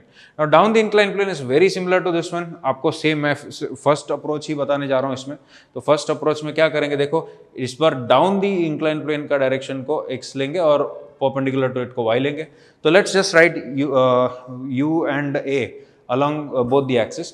तो ux देख सकते हैं इस again u cos theta and uy is u sin theta. ax in this case is going to be g sin alpha। देखो g का direction हमेशा ऐसा ही है, दिस इज फिक्स्ड ना, ये वाला जो है, इट डजंट मैटर कि आप ऊपर फेंको या नीचे फेंको, ये तो फिक्स्ड है। तो इन दिस केस देखो g sin alpha is along the positive, देख सकते हैं, इसलिए वो प्लस g sin alpha हुआ, और g cos alpha जो है दैट इज y एक्सिस के along, that is still negative, ठीक है। So that's the major difference between these two cases. अब बाकी सारा कैलकुलेशन सिमिलर, एंड अगर आपको ये पूछा जाए कि नॉर्मली प्रोजेक्ट किया, मतलब perpendicular to the incline plane project किया, तो देखो थीटा सिंपली क्या हो जाएगा 90, अगर थीटा 90 हो गया तो देखो ux क्या हो जाएगा 0, there is no velocity along the incline plane, and uy का वैल्यू हो जाएगा u, ठीक है। So let me tell you again कि मैं इस दो केसेस को समझा के, projectile on an incline plane समझा के, मेरा आइडिया ये नहीं है कि आपको एक सेट ऑफ फॉर्मूला रटवाना है। मैं चाहता हूँ कि आप इसके प्रॉब्लम्स को कैसे सॉल्व कर सकते हैं वो देखें। कंपोनेंट्स निकालो वेक्टर्स के and then write the equations of motion, that's it, ठीक है। And depending on what is been asked आपको वो इक्वेशंस को स्मार्टली सॉल्व करना पड़ेगा। And just so that you get a broader perspective on this, मैंने आपको दो और मेथड्स बता दिए, इन दोनों मेथड्स को भी आप यूज़ कर सकते हैं। मैं फिर से बोल दूं कि आपको ये मेथड्स रटने नहीं है, ठीक है। प्रॉब्लम सॉल्व करके ये चीज़ अगर आ गया खुद से तो ठीक है, नहीं तो you can, this is anyway valid, alright. Okay, let's start the next major section of this chapter, that is relative motion in 2D। So just like हमने वन डायमेंशन में रिलेटिव मोशन दिखा था, उसी तरह से let's say that there is an observer O and there are two particles A and B। तो A का जो पोजीशन वेक्टर है वो है RA, वाइल B का जो पोजीशन वेक्टर है वो RB है। अगर मैं बोलूं विथ रिस्पेक्ट टू A, तो आप A पे बैठ के B को देखो, सो A becomes the observer and B becomes the particle। So when A is observing B, the position of B with respect to A is simply RBA। Can you see that? It is the position of B with respect to A, alright। Now from this vector triangle, it is clear that RA plus RBA is equal to RB, that means RBA is simply what? RB minus RA, ठीक है। So position of a particle with respect to an observer is the position of the particle minus position of the observer, ठीक है। ये very very important है, और आपको कभी बोला जाए with respect to this one या with respect to that one, तो जिसके रिस्पेक्ट में बोल रहे हो उसको ऑब्जर्वर मानना है और बाकी सारे क्या हो जाएंगे, पार्टिकल्स हो जाएंगे। If you differentiate this equation once, you will get velocity of B with respect to A as velocity of B minus velocity of A, and similarly acceleration of B with respect to A would be acceleration of B minus acceleration of A, ठीक है। As an example let's look at this situation. मान लो कि there is a man who is running at a speed of 2 metre per second, and then there is a bird which is flying at a speed of 5 metre per second at an angle 37 degrees with the horizontal, alright.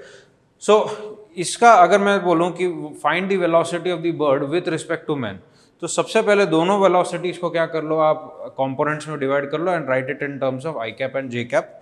So velocity of man would simply be what? 2 times I cap.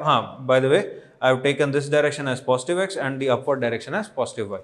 So velocity of man is 2 I cap. And what about velocity of bird? Can you see that it is at an angle, it's flying at an angle 37, right?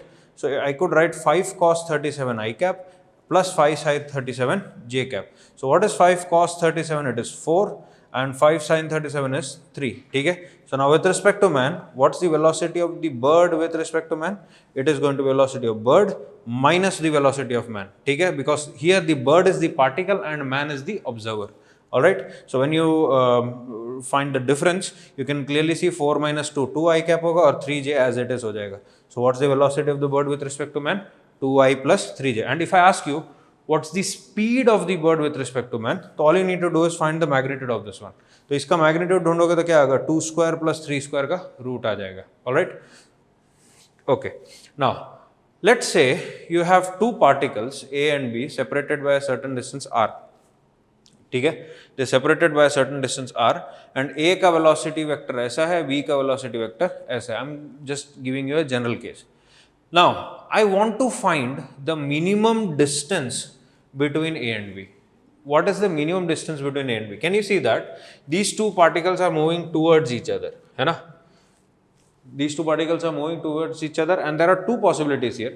या तो वो टकरा जाएंगे एक point पे, या तो क्या होगा, they won't collide. And if they don't collide, there must be some minimum distance between them.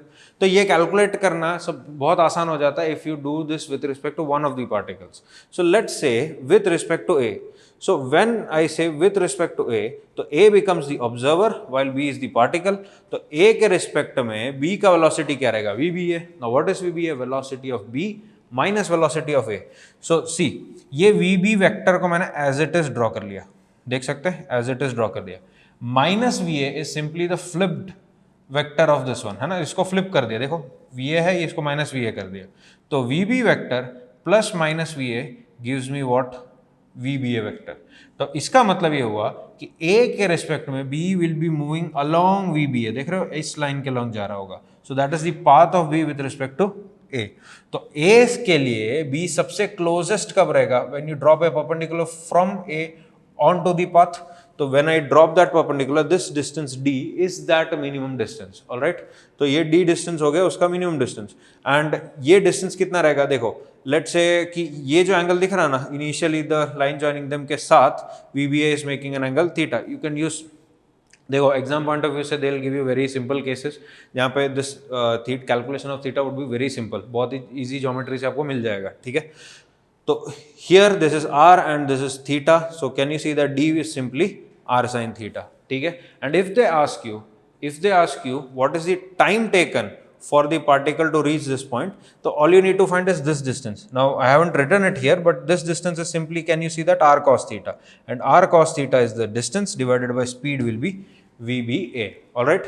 So that would be the time when the distance between them is minimum. तो ये हुआ minimum distance का condition. The other condition is when will they collide? What is the condition so that they collide? अब देखो, मान लो मैं यहाँ खड़ा हूँ और कोई पार्टिकल मुझसे तब कोलाइड करेगा जब उसका velocity vector is pointed towards me, तो वो मेरे तरफ आ रहा है, ठीक है? So if I want these two particles to collide, then the velocity of one particle with respect to other has to be towards the observing particle. मतलब देखो ये जिस इस तरह से ये VB है, अगर इस तरह से ज्योमेट्री बन रहा है कि VB माइनस VA और ये VBA वेक्टर हो गया, and if VBA vector is pointing towards A, it shouldn't be just along that line, it has two point towards A. तो in that case you can clearly C A के respect में B is moving towards A, है ना? तो ये इस तरफ जाके पक्का टकराएगा, और कितने टाइम में टकराएगा? What is the distance between A and B? R. and what is the speed with which B is moving with respect to a VBA? तो R by VBA is the time when they collide. All right. Now next there is a very important case जो कि है Rain Man problem. वो आप NCERT में questions भी देख सकते हैं, ठीक है? So it's a very standard condition. तो लेट्स इमेजिन कि आप बारिश में खड़े हो एंड और आपके लिए बारिश ऊपर से गिर रहा है, ठीक है? So let's say this is the man, and for the man rain is falling vertically downwards with a velocity VR vector, ठीक है? So if you start moving or if the man starts moving along the horizontal, तो उसको क्या लगेगा कि बारिश ऐसे आता हुआ लगेगा, तो उसको अपना अम्ब्रेला कैसे एट एन एंगल उसको रखना पड़ेगा, है ना? तो दे माइट आस्क यू कि कितने स्पीड से वो बारिश उसके तरफ आ रहा है, और दूसरा चीज़ ये पूछा जा सकता है कि कितने एंगल पे उसको छाता पकड़ना होगा, ठीक है? So look at this situation, man is moving with a velocity VM and उसको छाता theta angle with the vertical रखना पड़ रहा है. तो वो इसलिए रखना पड़ रहा है क्योंकि उसको किसको काउंटर करना पड़ रहा है? He has to counter the velocity of rain with respect to man. मतलब मैन के रिस्पेक्ट में रेन किस वेलोसिटी से आ रहा है उसके परपेंडिकुलर ही, तो मतलब या उसके अलॉन्ग ही तो आप छाता रखोगे, तभी तो आप बच पाओगे, ठीक है। So velocity of rain with respect to man is this. Now simple अपने अगर वेक्टर ट्राइंगल बनाए तो you can clearly see that velocity of rain minus velocity of man gives you what, velocity of rain with respect to man, है ना। And ये जो VRM है it is also making an angle theta with the vertical, उतना ही angle जितना उसको छाता रखना पड़ेगा, ठीक है। Now from this triangle two things are evident. First of all VRM is simply VR square plus VM square. Can you see this? VR square plus VM square. Now the other thing is angle. Tan theta is simply VM by VR. और negative नहीं लिख रहा क्योंकि negative simply implies that direction is opposite. ठीक है। Now the other case is कि ऐसा आपको पूछा जा सकता है कि man is moving and for him the rain is vertically falling. ठीक है। तो if the man is in motion तो जो उस rain का velocity होगा that is velocity of rain with respect to man, तो वो चल रहा है और उसके लिए वर्टिकली गिर रहा है, तो खड़े रहेगा तो रेन कैसे गिर रहा होगा, ठीक है। तो खड़े रहेगा तो ध्यान से देखो ये VRM है ये VM है, तो can you see this vector triangle, ये माइनस VM हो गया, I should have written minus VM, this is minus VM and ये देख सकते हैं कि VRM और ये minus VM, so this has to be VR ना। Just complete that vector triangle, VR vector plus minus VM vector gives you VRM vector, है ना। तो when the man is at rest उसके लिए VR के along rain गिर रहा होगा, है कि नहीं, तो उसके along उसको छाता रखना पड़ेगा। Now from this vector triangle आप ये ढूंढ सकते हैं कि रेन का actual velocity क्या है, it is simply what, VR is equal to VM square plus VRM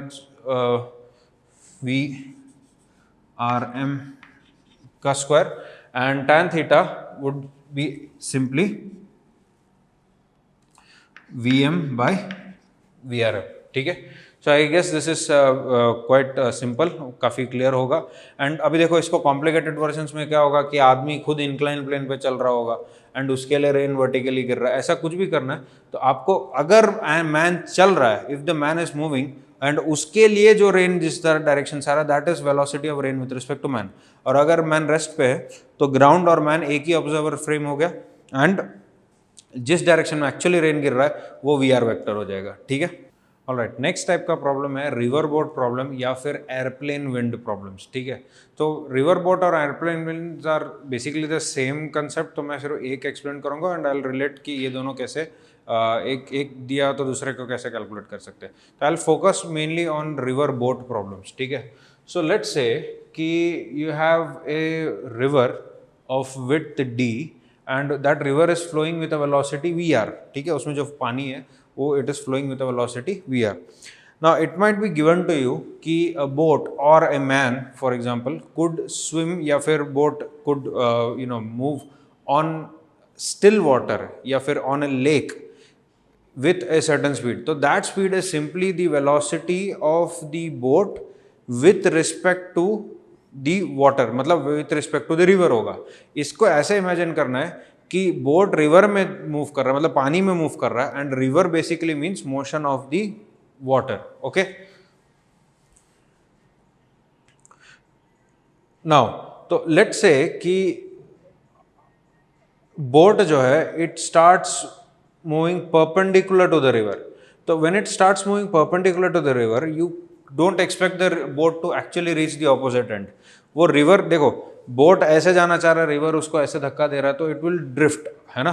तो ड्रिफ्ट करेगा, तो ये हुआ VBR, velocity of the boat with respect to river, and ये हुआ velocity of the river. Now by the way what is velocity of boat with respect to river, it is velocity of boat minus velocity of the river, है ना। तो velocity of boat क्या हो जाएगा, it will be velocity of boat with respect to river plus velocity of river, मतलब river में boat का जो वेलोसिटी है प्लस रिवर का वेलोसिटी, ठीक है। तो that will give you the actual direction of the boat's motion, right. Now so this let's say कि boat tries to steer perpendicular to the flow of the water, मतलब river के perpendicular flow करने गया, मतलब steer किया उसने, तो velocity of boat with respect to river ये हो गया प्लस वेलोसिटी ऑफ रिवर ये हो गया। तो एज यू कैन सी कि इन दोनों का वेक्टर सम बन गया velocity of boat. So boat will actually be moving like this, है ना। So instead of ending up on the opposite point on the opposite shore it would have drifted away and एक certain drift x के बाद यहाँ पहुंचेगा, ठीक है. This is the actual path of the boat. Alright, now let's say the distance travelled by the boat is l and width of the river is d and x is the drift. इधर से क्या क्या relation दिखता है वो देखते हैं. First of all you can see that velocity of the boat, actual velocity of the boat with respect to someone on the ground, मतलब ग्राउंड पे बैठ के उसको देख रहा है, तो वो वेलोसिटी कितना रहेगा. From this triangle you can see that it is simply by Pythagoras theorem V R square plus V B R square का रूट. ऑलराइट, एंड दूसरा चीज इस ट्राइंगल से ये भी देख सकते हैं कि tan थीटा, मतलब at what angle will it drift, तो tan theta is simply going to be VR by VBR. alright, now कितना टाइम लगा उसको उस तरफ पहुंचने में अगर वो पूछा जाए तो you can clearly see कि T is simply, देखो ड्रिफ्ट D के अलॉन्ग कितना स्पीड है VBR, तो D by VBR. X के अलॉन्ग कितना स्पीड है VR, तो X by VR. And L के अलॉन्ग कितना स्पीड है VB, तो L by VB. आप ये सिंपल ज्योमेट्री यूज करके भी ये दो ट्राइंगल्स देख सकते हो, this triangle and the large triangle से भी आप ये चीज डिड्यूस कर सकते हो. ऑलराइट, नाउ ये सारा जो मैं केस बता रहा हूँ it is for the condition where river is slower than the boat, मतलब boat can move faster than the river. For example river is moving with the speed of 3 kilometre per hour, तो boat 5 kilometre per hour या 3 से basically ज्यादा होना चाहिए. ठीक है, now तो अभी हमने ये देखा कि if the boat steers perpendicular to the river it will have some drift. So how do we minimise that drift या फिर zero drift, what should we do और how should the boat steer so that boat reaches the opposite end. So for zero drift condition you have to make sure, एक चीज दिमाग में बैठा दो, VB मतलब velocity of boat with respect to ground के along ही boat move करेगा. तो आप चाहते हो कि बोट ऑपोजिट एंड पे पहुंचे, तो make sure VB vector is perpendicular to the river. So how do you make sure of that, देख सकते हो कि VR वेक्टर फिक्स्ड है, VB आपको परपेंडिकुलर चाहिए, तो the only way is VBR has to be like this. Can you see that, VBR ऐसे होगा plus VR gives you VB. Now simply from this triangle you can say that VB is VBR square minus VR square. and दूसरा तरीके से क्या लिख सकता हूं मैं इसमें, देखो VBR and VR तो गिवन है, तो VB can be written as VR divided by tan theta. कैसे आया देखो, tan theta क्या रहेगा VR by VB, तो VB क्या हो गया VR by tan theta. Similarly VBR cos theta is also VB, है ना. तो ये चीज आ गया. नाउ नेक्स्ट क्वेश्चन है कि कितने टाइम में वहां से वहां पहुंचेगा, तो कितने टाइम में वो पहुंचेगा, देख सकते हो कि D डिस्टेंस कितने स्पीड से गया, VB स्पीड से, और VB को क्या लिख सकते हैं, root of VBR square minus VR square. Now let me tell you, ये बहुत इंपॉर्टेंट सा पॉइंट है. अगर आपसे ये पूछा जाए कि मिनिमम टाइम में दूसरे शोर में पहुंचना है, तो the boat should move perpendicular to the river. It will have some drift but वो सबसे मिनिमम टाइम पे वहां पहुंचेगा. बट अगर आपसे ये पूछा जाए कि मिनिमम ड्रिफ्ट से पहुंचना है, जाना है, तो the boat has to move in this direction. वो ऐसे जाएगा और रिवर का वेलोसिटी एड अप होके it will actually move in this, actually move perpendicular to the river. Now you can clearly see in this case VR has to be less than VBR. अगर VR is greater than VBR तो ये triangle बन ही नहीं पाएगा, है ना. Know like I said, मैंने wind airplane के प्रॉब्लम्स के बारे में बात किया, तो यहाँ पे जो रिवर का काम है वो विंड करेगा और जो बोट है उसके बदले क्या आ जाएगा, एयरप्लेन आ जाएगा. So I am not going to explain any of that, just उस तरह से इमेजिन करके you can solve the problem. Now let's say कि velocity of the river is greater than the velocity of the boat with respect to river. What then, तो हमें ये तो पता है कि ड्रिफ्ट जीरो नहीं हो सकता, but you can minimize drift. तो मिनिमाइज करने के लिए, अच्छा जस्ट अ सेकेंड, ये जो थीटा है, theta is the angle of velocity of boat with respect to river from the perpendicular. तो अगर रिवर से कितना एंगल बनाया तो 90 प्लस थीटा होगा, तो वो चीज जरा ध्यान रखना. Okay, coming back to this, I have seen that the river is faster than the boat. ठीक है, river is faster than the boat, तो there is no way I could minimise zero the drift. तो minimum drift चाहिए, तो I have to make sure कि velocity of boat, ये देख सकते हो, velocity of the boat VB vector has to make the maximum angle with the velocity of the river. जितना ये मैक्सिमम एंगल बना सकता है उतना एंगल पे वो क्या कर सकता है, वो उसी डायरेक्शन, देखो वी बी वेक्टर के अलॉन्ग ही तो जाएगा बोट, है ना। तो I want to make sure कि v b is actually making the maximum angle with respect to river, है ना। तो वो मैंने जब थोड़ा सा कैलकुलेशन नहीं, you don't have to actually calculate that, if you just you know do some smart observation, you will see that that happens only when VB is actually perpendicular to VBR, all right. So VB is perpendicular to VBR, so you end up with this triangle, all right. तो ये angle theta is the angle made by VB with the river, तो VBR has to make an angle theta with the perpendicular to the river, ठीक है। तो in this triangle, from this triangle you can clearly see sin theta का value क्या आ गया, sin theta का value आ गया VBR divided by VR. Both these values are given to you and you can see that VR is greater than VBR, na? So this is valid, no problem there. Now minimum drift, can you see this from this triangle? अगर ये theta है तो ये theta होगा, तो from this triangle you can see that x minimum is d by tan theta, and from this triangle you can see that कि VB is equal to VR square minus VBR square. Now if I ask you, और दूसरे तरीके से कैसे लिख सकते हो, अगर आपको ये दे रखा है VR तो दिया रहेगा, तो VR cos theta is also VB, ठीक है। Now आपसे ये पूछा जाएगा कि कितने टाइम में, what is the time taken by the boat to reach the opposite end in this case, तो टाइम देख सकते हो d के अलॉन्ग क्या वेलोसिटी का कंपोनेंट है, देख सकते हो, या तो VB sin थीटा ले लो या तो VBR cos थीटा ले लो, तो या मतलब d by VB sin theta या तो d by VBR cos theta, या फिर ये लेंथ दिख रहा है L, तो L डिवाइडेड बाय क्या हो जाएगा, VB हो जाएगा, समझ गए। सो ये हो गया कंडीशन। धीरे से आप प्रॉपरली एनालाइज करें, इसको प्रॉपरली नोट डाउन करें, ठीक है। नाउ जनरली एक और टाइप का क्वेश्चन आता है कि boat is moving on a river is flowing and then there is wind, और पूछेगा कि फ्लैग किस डायरेक्शन में फ्लटर कर रहा है। तो फ्लैग किस डायरेक्शन में फ्लटर करेगा, जिस डायरेक्शन में विंड होगा विथ रिस्पेक्ट टू बोट, ठीक है। So wind with respect to boat on a river, वो कैसा रहेगा, सिंपल रिलेटिव मोशन लगाते हैं, velocity of wind with respect to boat is simply velocity of wind minus velocity of boat, और velocity of boat क्या है, velocity of boat with respect to river plus velocity of river। तो इसको substitute करके जो भी necessary calculations है वो आप कर सकते हैं, ठीक है। तो यहाँ पे मैंने basic relative motion in 2D के बारे में करा दिया है।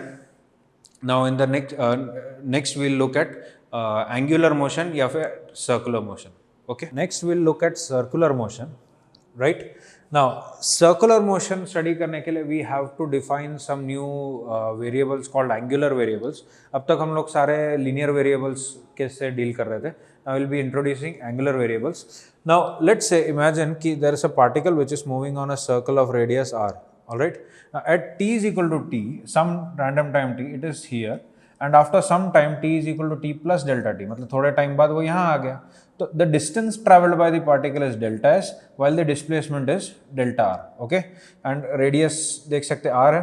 Now this is the initial position of the particle while this is the final position of the particle। Let's say origin is at the center of the circle, ठीक है। तो पहले the initial जो उसका position vector एक reference line, I have taken this dotted line as a reference line, इस reference line के साथ जो एंगल बना रहा है उसे कहते हैं क्या, एंगुलर पोजीशन, ठीक है। Now initially the angular position was theta, finally the angular position is delta theta, so the angular displacement will be delta theta, ठीक है। तो theta initially, बाद में theta plus delta theta, sorry, and जो difference आएगा वो क्या है, delta theta।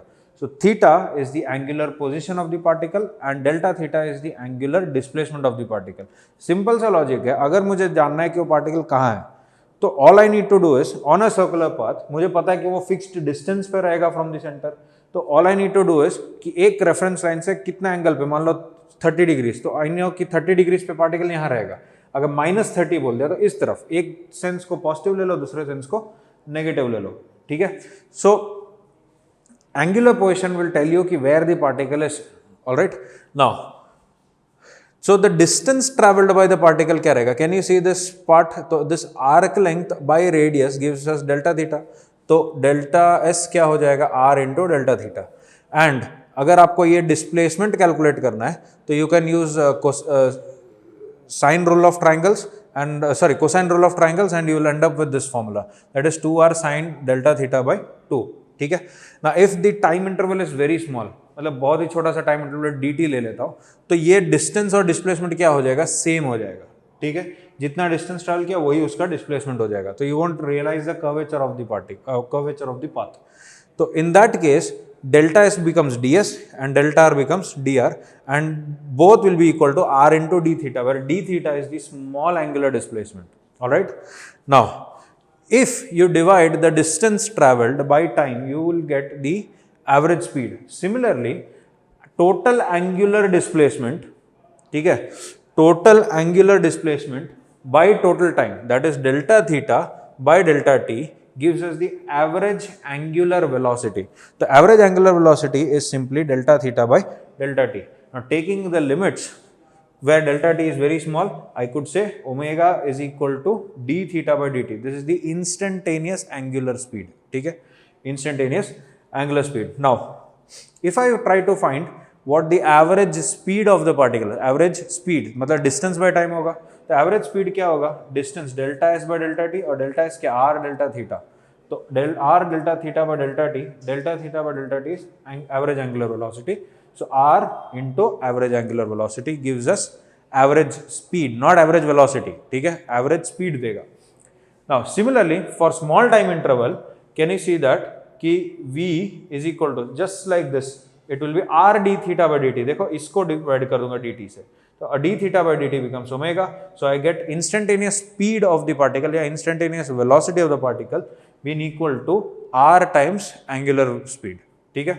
Now if the speed of the particle is constant, मतलब ये particle constant speed से अगर circular path में move करता है, तो उसको एक certain time लगेगा पूरा चक्कर काटने में. तो उस पूरे चक्कर काटने के टाइम को कहते हैं टाइम पीरियड. ठीक है, तो टाइम पीरियड कितना होगा, डिस्टेंस बाय स्पीड, कितना डिस्टेंस कवर किया उसने एक सर्कल में, 2 pi r circumference of the circle, divided by कितने स्पीड से कवर कर रहा है, v स्पीड से, तो 2 pi r distance divided by speed.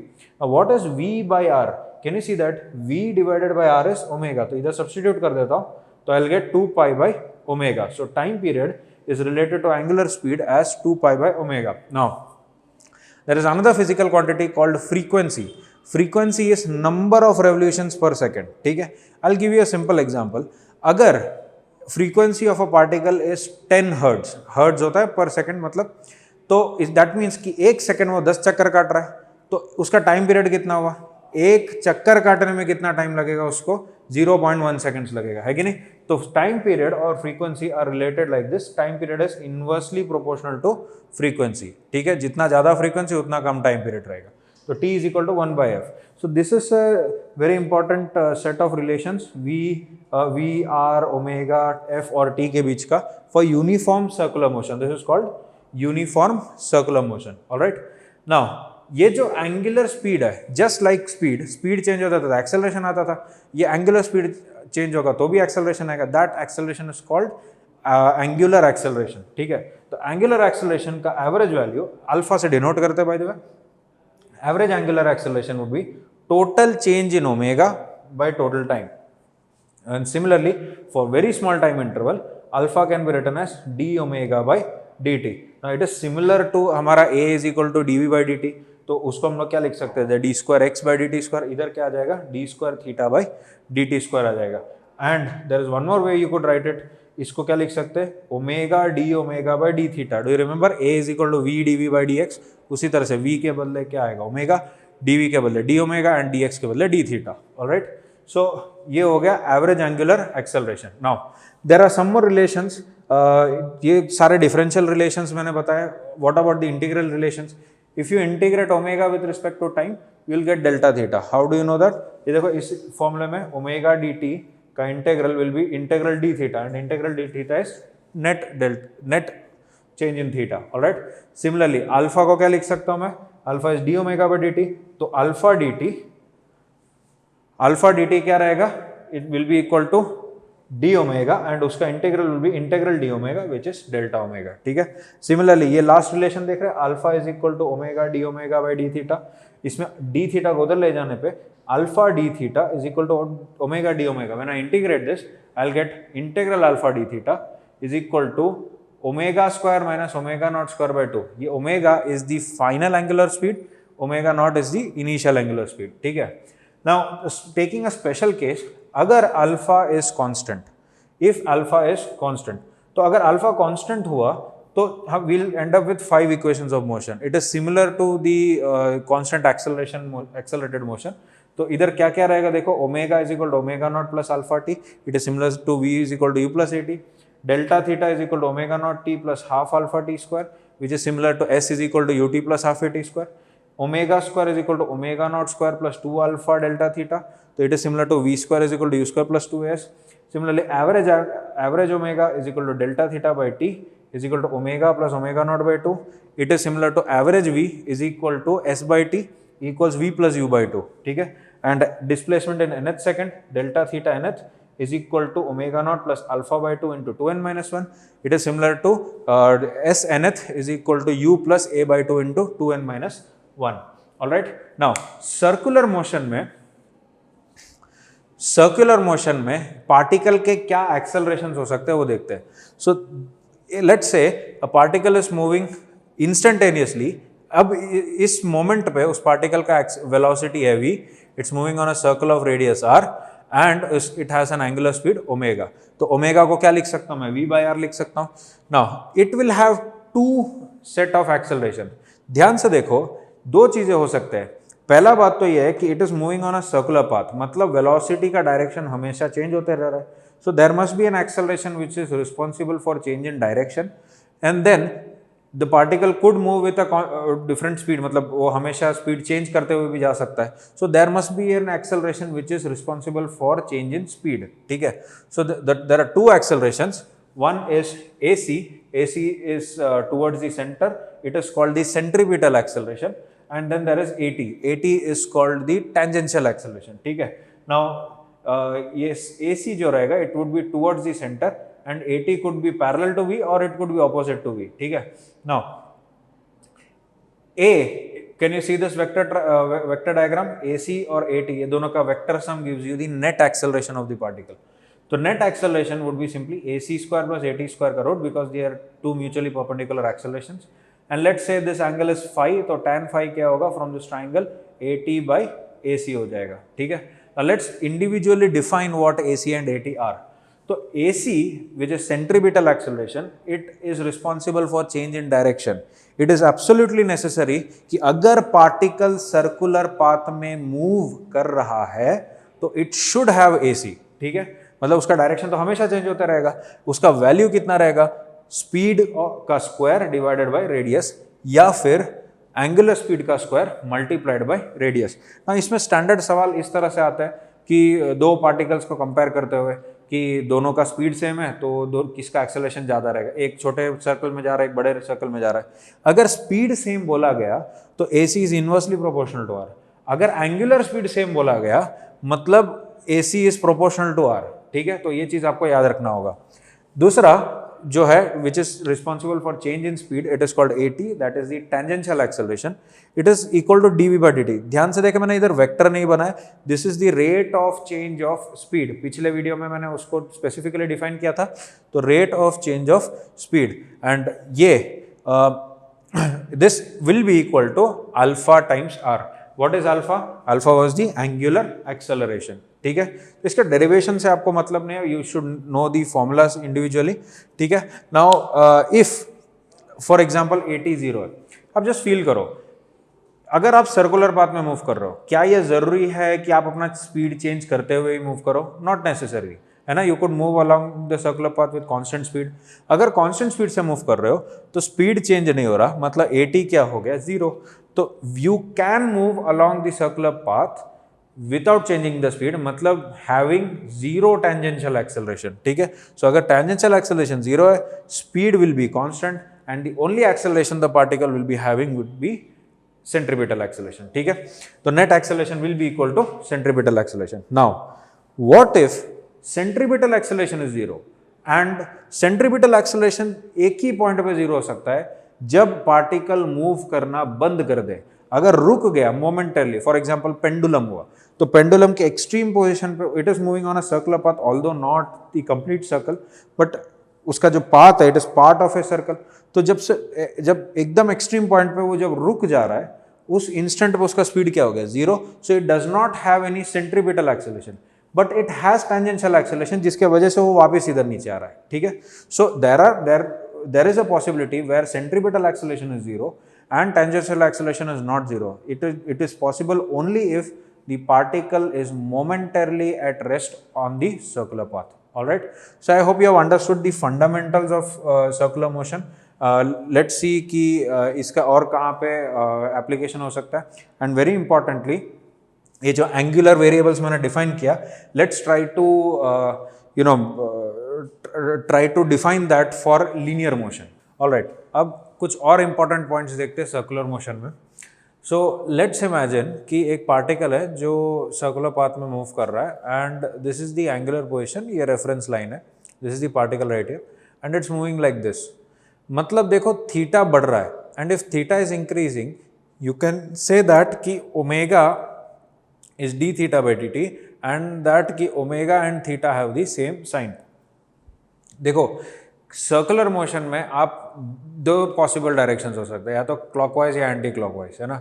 It is similar to one dimensional motion में या तो पॉजिटिव डायरेक्शन या तो नेगेटिव डायरेक्शन में। तो in a particular problem you select कि आपको क्लॉकवाइज को पॉजिटिव लेना है या एंटी क्लॉकवाइज को पॉजिटिव लेना and stick to that particular convention, ठीक है। Now here you can see that कि थीटा का जो सेंस है वो भी एंटी क्लॉकवाइज, ओमेगा का सेंस है वो भी anti clockwise. So theta and omega have the same sign.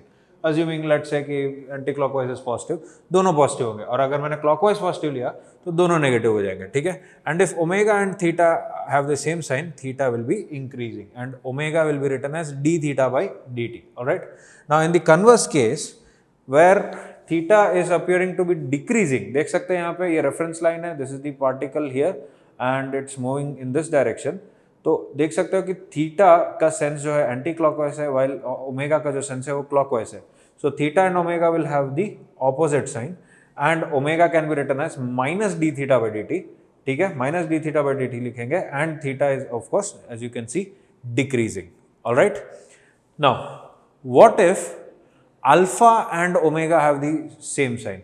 अगर अल्फा और ओमेगा सेम साइन रहेगा तो अल्फा को इसी लॉजिक से अपने अल्फा को क्या लिख सकते हैं, d omega by D t, and in this case if alpha and omega have the same sign, omega का वैल्यू बढ़ेगा, और अगर ओमेगा का वैल्यू बढ़ रहा है मतलब स्पीड विल बी इंक्रीजिंग, और स्पीड बढ़ रहा है मतलब tangential acceleration would be parallel to the speed या parallel to velocity vector. Alright, now if alpha and omega have the opposite sign, ठीक है, अल्फा पॉजिटिव ओमेगा नेगेटिव या omega positive alpha negative, whatever, दोनों में से अगर दोनों opposite sign है so alpha will be written as minus d omega by D t. ये logic similar to this one, क्योंकि omega is d theta by D t and alpha is d omega by D t, and in this case omega is decreasing, hence speed is decreasing, और अगर speed decrease हो रहा है मतलब tangential acceleration is opposite to the velocity vector. Alright, now let's say कि ये एक standard concept पे क्वेश्चन आता है, ये है कि आपको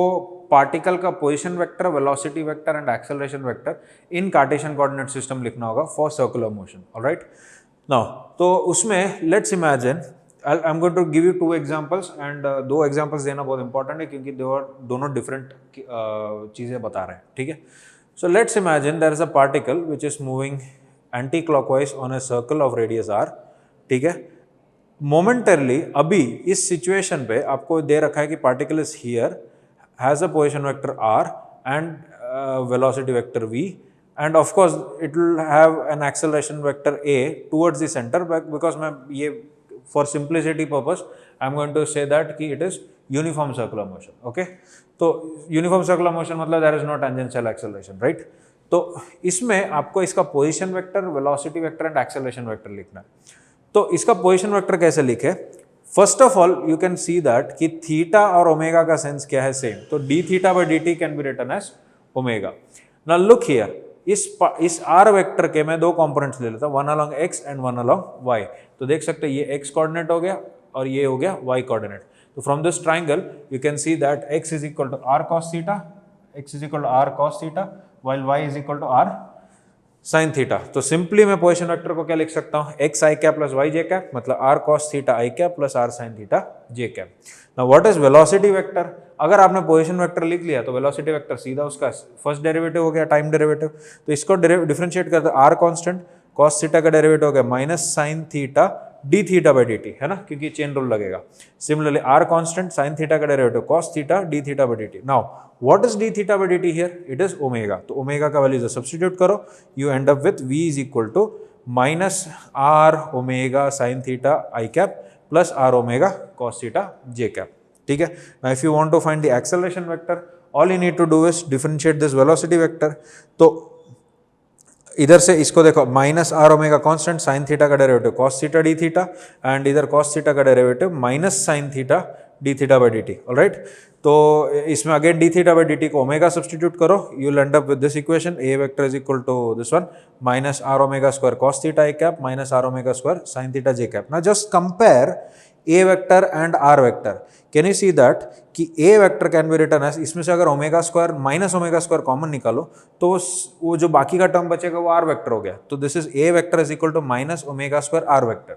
तो ध्यान रहे, अगर आपको ये डायग्राम दे दे और बोले कि इसका एक्सेलरेशन वेक्टर बताओ, if it is moving with a uniform speed, then all you need to do is कि आप आर वेक्टर ढूंढ लो, उसके साथ क्या कर देना, माइनस ओमेगा स्क्वायर मल्टीप्लाई कर देना। ठीक है, माइनस ओमेगा स्क्वायर मल्टीप्लाई कर दो, you will get the acceleration vector, provided कि इट इज बीन मेंशन्ड कि वो कौन सा एक्सेलरेशन है, सॉरी कौन सा मोशन है, यूनिफॉर्म सर्कुलर मोशन है। ठीक है, वरना आपको कौन सा ऐड करना पड़ेगा, you will have to add the tangential part also. ठीक है, एंड अगर वेलोसिटी निकालना है तो you will have to differentiate it, and very importantly d theta by D t वो क्या है, ओमेगा है या माइनस ओमेगा है, उसको लिखना पड़ेगा। ठीक है, हियर यू कैन सी कि theta is increasing, right. Now let's look at a case where theta is decreasing, what then? तो ये देखो कि particle is moving clockwise, momentarily particle इधर है, and this theta is given to you, and can you see that theta का sense anti clockwise, well omega का sense क्या है, क्लॉकवाइज है। ये पोजीशन वेक्टर, ये velocity vector and acceleration vector, ये इस तरफ इसलिए ले रहा हूं क्योंकि यूनिफॉर्म सर्कुलर मोशन है। Here you can see that theta is decreasing, so d theta by D t simply minus omega, क्योंकि क्या है, omega is equal to minus d theta by D T.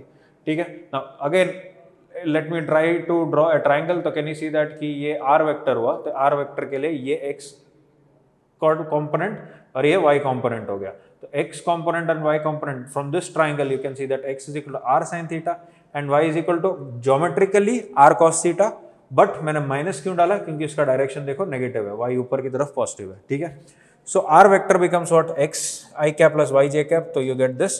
तो v वेक्टर क्या होगा, you just have to differentiate this.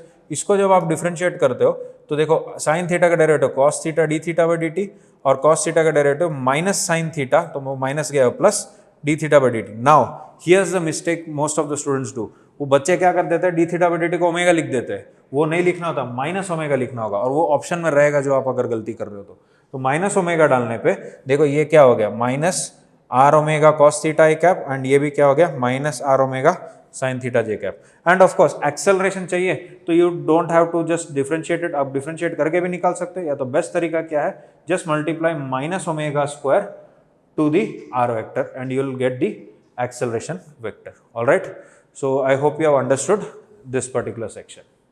Okay, now let's see कि concepts of angular variables कैसे linear motion के साथ relate कर सकते हैं। ठीक है, so just try to get a feel from this. अगर आप एक पार्टिकल को मूव करते हो, ऑब्जर्व करते हो, तो यू विल सी दैट कि पार्टिकल या तो आपसे दूर जा रहा होगा या तो आपसे पास आ रहा होगा। ठीक है, मतलब there is an element of separation और अप्रोच। या तो एक और चीज़ हो रहा होगा कि उसको ऑब्जर्व करने के लिए when the particle is moving you will have to turn your head, that means कि that particle has an angular speed associated with it. ठीक है, तो इसमें इसको कैसे देखो स्टडी कर सकते हैं। इमेजिन करो कि there is an observer O and there is a particle P. The position of the particle P with respect to observer is r vector and the particle P has a velocity v vector. तो इस velocity v के दो components बना सकता हूँ, v parallel and v perpendicular. Now देखो ये v parallel is responsible for change in the magnitude of r, देख सकते हो, and v perpendicular is responsible for the change in the direction of r। देख सकते हो इस तरह से। तो v पैरेलल का वैल्यू क्या रहेगा, it is going to be dr by dt। What is dr, it is the magnitude of this length, ठीक है, वो लेंथ कैसे चेंज हो रहा है उस पर, ठीक है।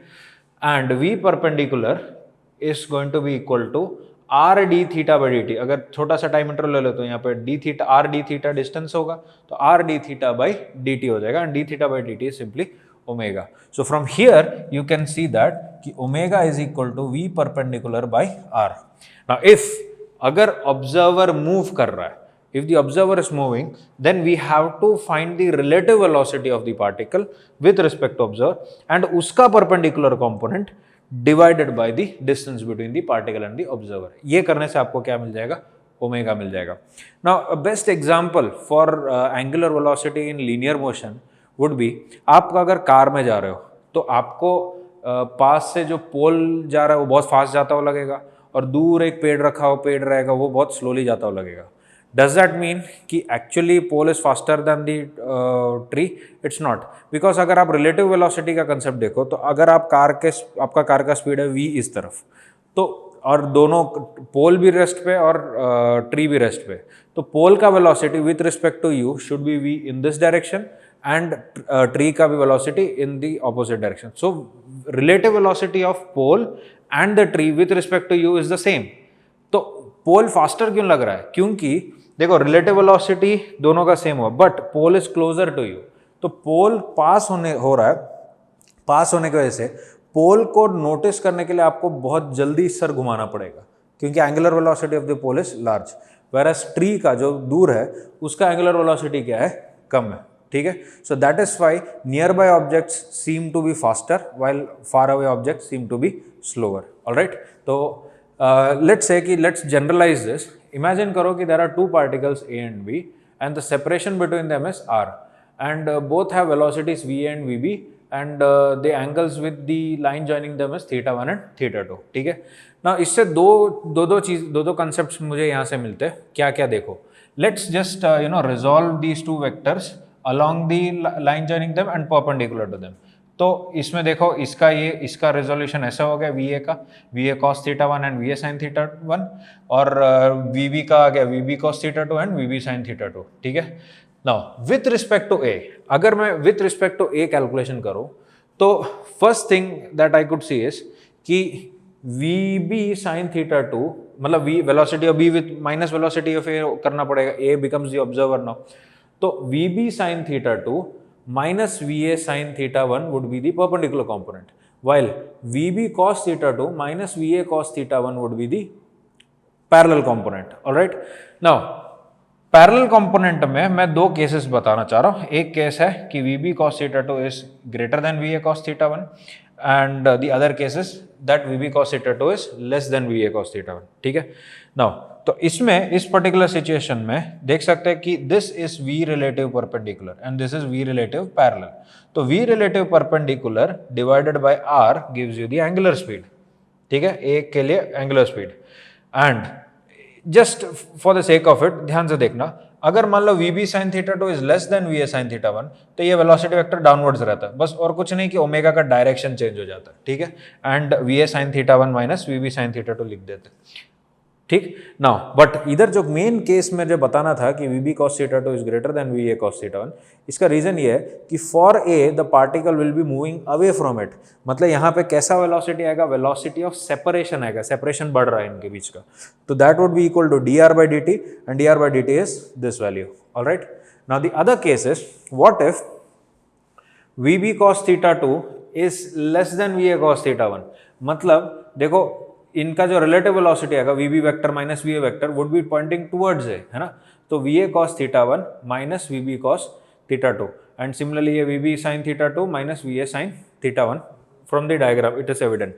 तो ओमेगा इट्स सिंपल, ये V रिलेटिव परपेंडिकुलर हो गया और ये V रिलेटिव पैरेलल हो गया। तो V relative perpendicular by R करने से ओमेगा मिल गया। एंड यहाँ पे वेलोसिटी ऑफ अप्रोच हो रहा है because the particle is approaching a, ठीक है, B इज अप्रोचिंग ए। तो उसमें R का वैल्यू घटते रहेगा तो dr का वैल्यू नेगेटिव होगा, इसलिए minus dr by dt, this whole value is positive. Don't get confuse कि यहाँ पे नेगेटिव है और ये वैल्यू नेगेटिव होना चाहिए, नहीं, दिस इस वैल्यू को पॉजिटिव करने के लिए माइनस साइन डाला गया, fine. So this would be equal to VA cos theta 1 minus VB cos theta 2. Now let's see कि what if two components are equal. मान लो कि ये दोनों कंपोनेंट इक्वल है, ये दोनों कंपोनेंट अगर इक्वल हो रहा है that means they are neither moving away from each other nor are they moving towards each other, ठीक है. एंड अगर ये दोनों कंपोनेंट्स अगर सेम हो गए तो there is no angular component, ठीक है, मतलब there is no angular motion involved there. I hope you have understood this part.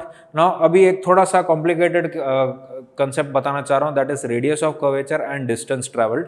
So let's imagine कि एक पार्टिकल सर्कुलर पाथ में मूव कर, सॉरी एक कर्व्ड पाथ में मूव कर रहा है जिसका इक्वेशन ऑफ ट्रैजेक्टरी दे रखा है y is equal to f of x, fine. ये जो पार्टिकल मोमेंटरीली जहां पे है उसका एक छोटा सा सेक्शन ले सकता हूं एंड उस छोटे से सेक्शन को मैं मान सकता हूं that it is part of a circle, ठीक है, it is part of a circle.